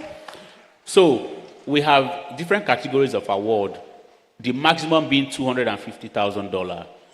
Yeah, so we have small grants between $10,000 and $50,000 to try innovative ideas from young people. As we know, these days it's hard to get funding to test an idea. Yes. USADF actually does that by providing grants of up to $50,000 for young people to test, their ideas. And if it works, we scale up those ideas. And then we have grants of between $100,000 and $250,000. A maximum of $100,000 for new entrants, for entities that we are just interacting with. We do not want to invest so much until we've known their capacity or to build their capacity. After building their capacity and they show promise, then ADF is ready to fund up to $250,000. Excellent. And I mean, while we're still talking about money, I just wanted to say you could also explore the Google grant. They give a grant of as high as $250,000 as well for projects such as yours. And you already overqualify just based on the quality of work that you have done over the years. And I want to quickly come back to the conversation on collaboration. And when you were speaking, you said you're just hearing about the foundation. And if you can weigh in here, right, what do you think is the connection between drawing attention to the work that they do and finding the right collaborators or partners? Because let's not also forget that it's a faith-based organization, and I know that many a times there's usually a holdback when it comes to putting information about the amazing work that you're doing. So what would you recommend based off on your experience in terms of how can they continue to draw attention to the work that they do so that they can open themselves up for more collaborations? So I think events like this are definitely a good start. For example, when I got the invitation, I'd heard about the foundation before, so I wasn't new to it. But a lot of people in my office hadn't, and they were like, oh, but it's a church. And I'm like, yes, so why can't we be there? Absolutely. So I think it's hosting events like this and then attending events like this as well. Yeah. Another thing I was going to say from a collaboration point of view is I don't know if you have, I think I spoke to somebody that's a program officer. So that kind of person who would be tasked with bringing in the monies should actually work with other agencies like ourselves to see where they can learn. Yes. So for example, case in point, I currently have some members of my team working with Faith Foundation to take lessons learned. So even we are learning from other foundations. So there's no reason why you can't do that collaboration. Absolutely. So they know, okay, what have you guys done to access USADF funds? What have we done to access GIZ funds? And that way, the message starts getting across, and then attending events such as these. We have an employment summit coming up. I have to pull that plug out there in May 30th. We'll definitely send an invite. So please make sure your people attend as well, because that's the only way people can get to hear about the work the foundation is doing. So I'll just say keep putting feelers out there. And then social media, of course. You can't underestimate the power of social media. Thank you so much. Would you like to make an addition? Yes, she's very correct. And your people should network, very important. I remember I mentioned earlier being grant ready. You are grant ready. And I think through those networks and also online, through the platforms, which I can share with you after now, you can have information about grants and have a grant calendar for the year where you can always apply for grants as they come forth. Thank you. Thank you. Would anyone like to ask a question, or was this so well done that you totally get everything? Okay. Yes, please. Go ahead, sir.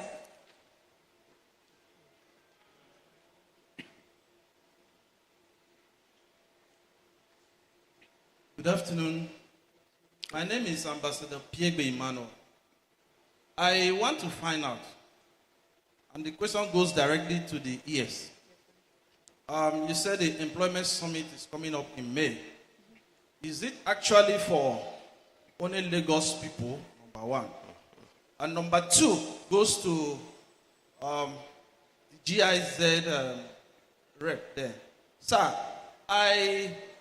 can you make it more public, the grant calendar you're talking about, so that other people outside Lagos State, I am from Rivers State, Port Harcourt, so also benefit from this.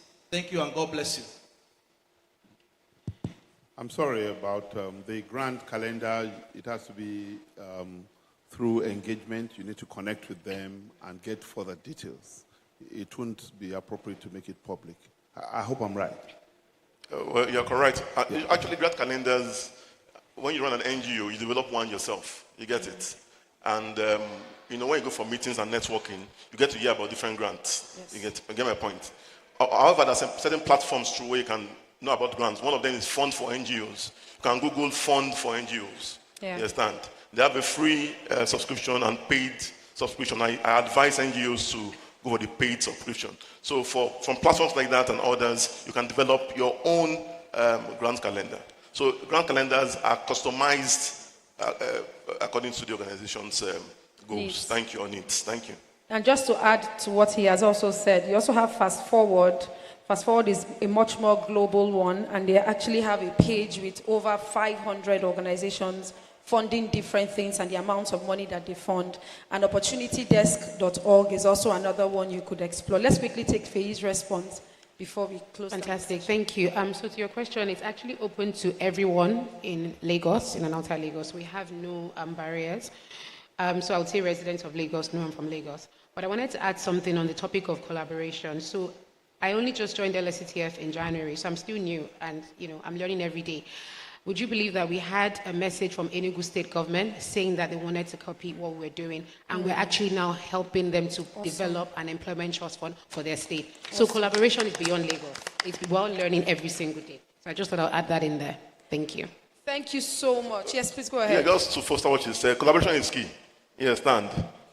I've met Andrew, and I just know yourself. It's through collaboration. I've not met Fei, but I've met the former ES. I've met Matt, you and GD. You see, so collaboration is key. And one of the critical skills you need to succeed in the 21st century is collaboration. So please, let's collaborate. Thank you. Thank you so much. And with that, we hope we've been able to convince you on the importance of collaborations. Yes, please. There's one more. Okay, sorry, my bad. So there's one more question. Yeah, please. My name is Pastor Jide Ashubioju. I want to appreciate the organizer of this program. And I think this program actually defines his love foundation. And from here, I got the love of the foundation. The L stands for living, and the O stands for on, and the V stands for veritable, and the E stands for eternal foundation. So living, that is living on veritable eternal foundations, and which the collaboration we have here has actually taken the input. But the last collaborator in this program could have given us more. Those of us outside Lagos State should have a way of reaching out to you, because we all know that we're all involved in collaborating in making the society better, particularly for those who are still under, a privilege. So please, want to have clear-cut idea of how we can reach out to you after this place. The Lord bless us, and the Lord bless His Love Foundation. Amen. Okay, thank you so much. Well, we want to say a big thank you for having us, and to also reiterate that collaboration, sometimes it's not just money, sometimes it's intellectual exchange, sometimes it's shadowing. A boss shadows another boss to see how they carry out business. Sometimes it's the admin shadowing another admin, because collaboration is far more than just money. And we hope that this conference has reiterated the need for not just us collaborating as interstates, but also collaborating within ourselves in terms of exchange of skills, knowledge, information that we already have. And on that note, we want to say a big thank you to His Love Foundation, and we hope that we'll see 2.0 of this conference next year, and would also be delighted to join you again next year. Fei has something to say. Sorry, just one thing. I never waste the opportunity to speak to young people. So to the guys over there, I don't know what you're doing right now, but I can see you're in uniform. Please, 2 things I want to leave you guys with. In everything you're doing, always ensure you're adding value. Everything you're doing. And the second thing is, any idea you have is not too small. Write it down and build on that idea. It's important, because the world you're living in now is a lot tougher than we were growing up. So write your idea down, build on that idea, and please make sure you're adding value. Thank you. Thank you all so much. Thank you.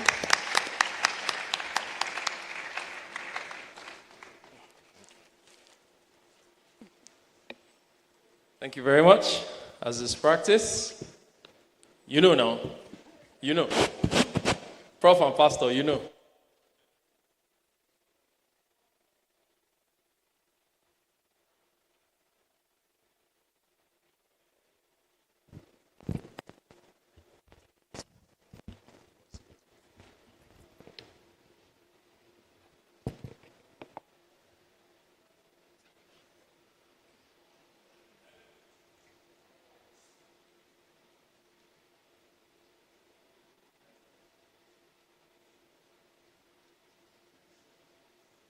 Thank you very much. I'd like to invite Pastor Kayode Kwiton to do us the honors of presenting plaques to the panelists.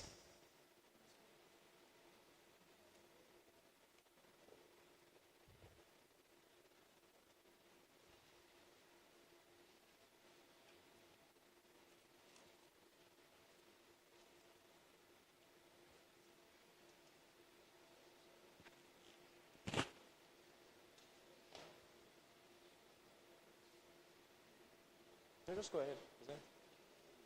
You don't need to say anything. Just for the photograph.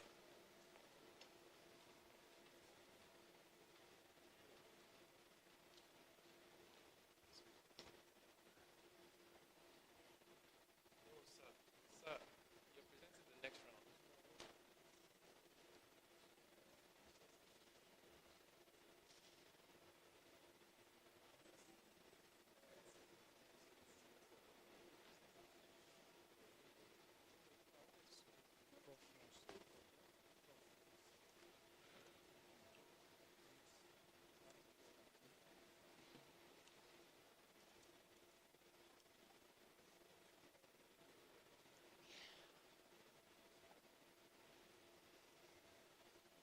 And all right, so Engineer Ayodele will present to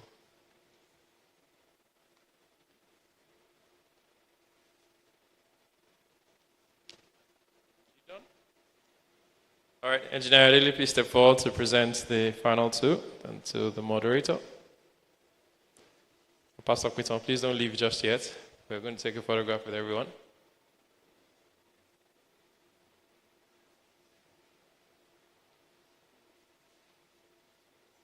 All right, please, let's aggregate as aggregators that we are at the center for a group photograph.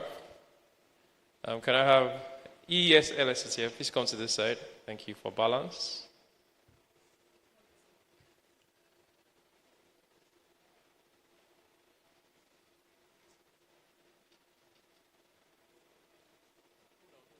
Sorry, Pastor Iluyomade, please join. Please, I forgot that.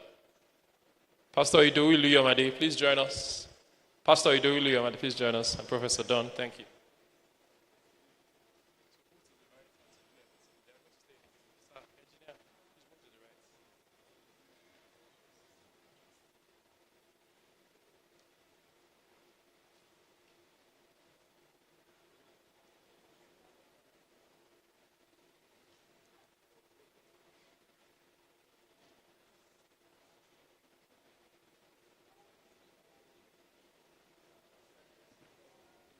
Thank you very much, everyone. At River State, you have the opportunity to have a tete-a-tete with the panelists to learn from Lagos, because Lagos is the center of excellence. If you didn't day, you didn't day. Yendeba. Or we'll simply tell you to day your day so that we can day our day. Ladies and gentlemen, for the closing remarks, I'd like to invite Dr. Yetunde Ayo Oyalawo and Pastor Detola will give us a short closing prayer right after the vote of thanks. Please give a warm round of applause to Dr. Ayo Oyalawo.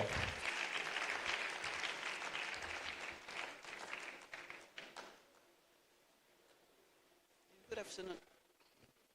Okay, good afternoon once again, everybody, and thank you for being with us here today.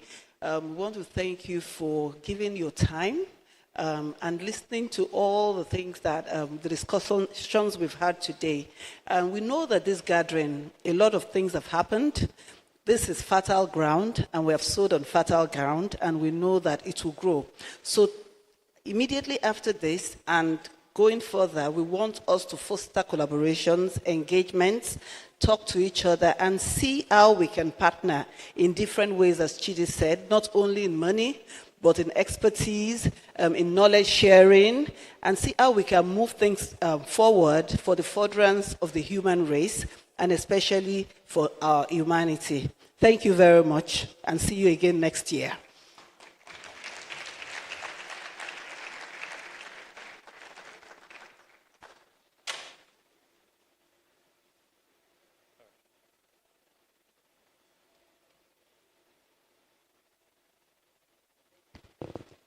Since I didn't get to get a plaque for doing the closing remark, I will award myself one, right? Okay. It's been a very wonderful day and wonderful program. My name is not Detola Akinremi. My name is Taiwo Oshinisi, actually.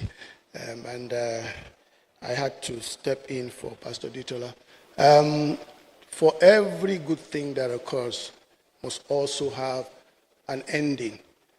When we are ending now, we are not ending here. And let us just rise up to our feet and just appreciate God for what God has been able to do for us today. Because it is God that begins, it's God that stays in the middle, and it's God that ends. So we just want to say in the mighty name of Jesus, Father, we want to say a very big thank you to you. Thank you for making today possible. Thank you for everything that has been done here. That throughout this entire exercise, we did not get any alarm raised. It's only by your grace that this does not happen. We are grateful that everything that we have learned here today, you will give us the capacity to be able to take it further. Lord, to the different networkings and to all of us who are departing to our different homes, we ask, oh God, that you go ahead of us, you go with us, and you go behind us in the mighty name of Jesus. At the end of it all the glory belongs to you, and give us all of the blessings. So shall it be. In Jesus' name.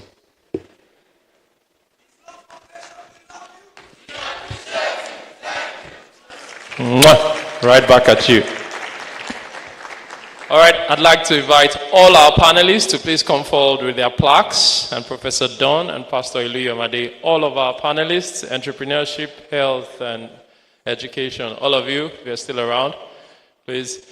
Executive Director, MTN Foundation, Executive Secretary, Lagos State Employment Trust Fund, representative from USADF, from Clinton Health Access Initiative, National Health Insurance Authority.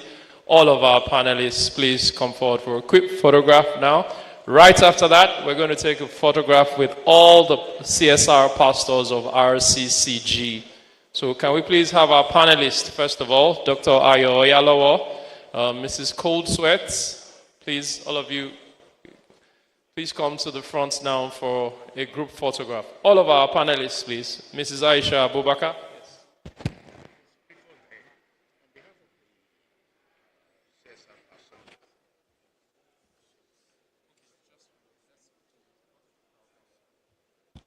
All of our panelists, please. Panelists.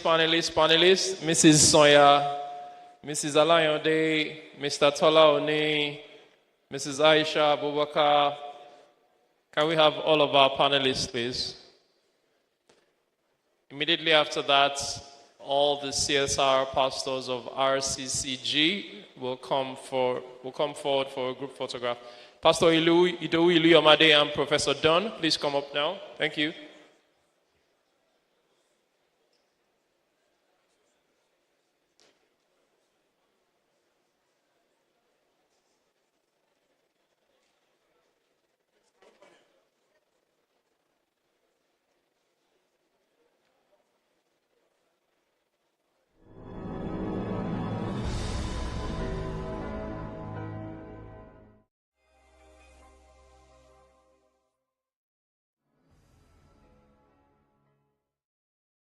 The United Nations Agenda for Sustainable Development Goals is built on the principle of leaving no one behind. These goals are at the core of our social responsibility. We are His Love Foundation, a global charity.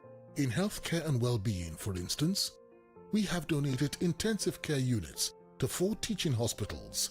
These include Lagos State University Teaching Hospital. They renovated the place, gave us some equipment, monitoring equipment, changed the beds, did the lighting and the flooring. It was actually very, very gratifying. Plateau Specialist Hospital, Jos. Really appreciate what they have done. They have turned around everything that was old. Now a new one has come in. University of Medical Science Teaching Hospital, Ondo. They are very recent machines. So this one is specifically for patients who will require intensive care units and will also require renal support. and Health Center, Mowe, Ogun State. We built the Healing Stripes Hospital, opening with 10 dialysis machines, offering dialysis at subsidized rates and a lot of times free of charge. I want to thank God for the hospital, Healing Scribe, for how they have helped me.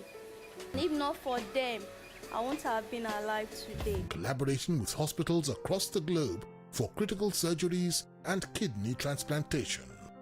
With 828 million people going to bed every night hungry, according to the United Nations, we have opened free daily feeding centers where the hungry could eat once a day, free of charge. I've been coming here for 7 days. The food they always give us is plenty. I don't come here for 2 weeks. The food good, the chop well. And 49,311 centers across Nigeria for collection of food items free every Sunday. Plus, feeding 50 million people outside Nigeria since 2018. At KDAM, we are rehabilitating victims of drug addiction. I was a poly drug addict until finally I got introduced to cocaine. December 1969, I had the taste of tobacco for the first time. By 1983, I entered coke, and that was the end of the story. I appreciate KDAM for making me to find Christ, in whom I find purpose. I got fed up and I was contemplating suicide. It was that time that I met KDAM. Supporting prisoners' education from O-level, GCE to tertiary institutions. I'm studying peace studies and conflict resolution. I want to become a peacemaker in society. Built an ICT center, a chapel, and a library, while providing 5,000 meals for them every Sunday. Refurbished and equipped their hospital, provided an ambulance, a power generating set, plus 48 solar-powered lights. We're passionate about quality education for indigent children, building free schools, providing free meals and uniforms to pupils with disabilities. Thank God for HLF. Now I can speak English and read. And for those without clean water, we have constructed 8,698 boreholes. We have been very happy with the water here. Even our wives, our children, they are all very happy.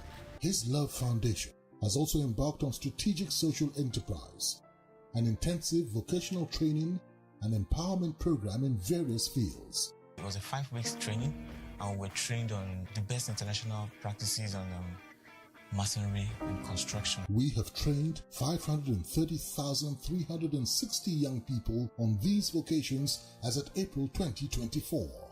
In all, we have executed 2,199,480 projects in 6 years. With 70.9 billion naira spent, we still want to do more. We are now reaching out for partners. If you can commit to give 1,000 naira every month or 12,000 naira for 1 year, you are a partner.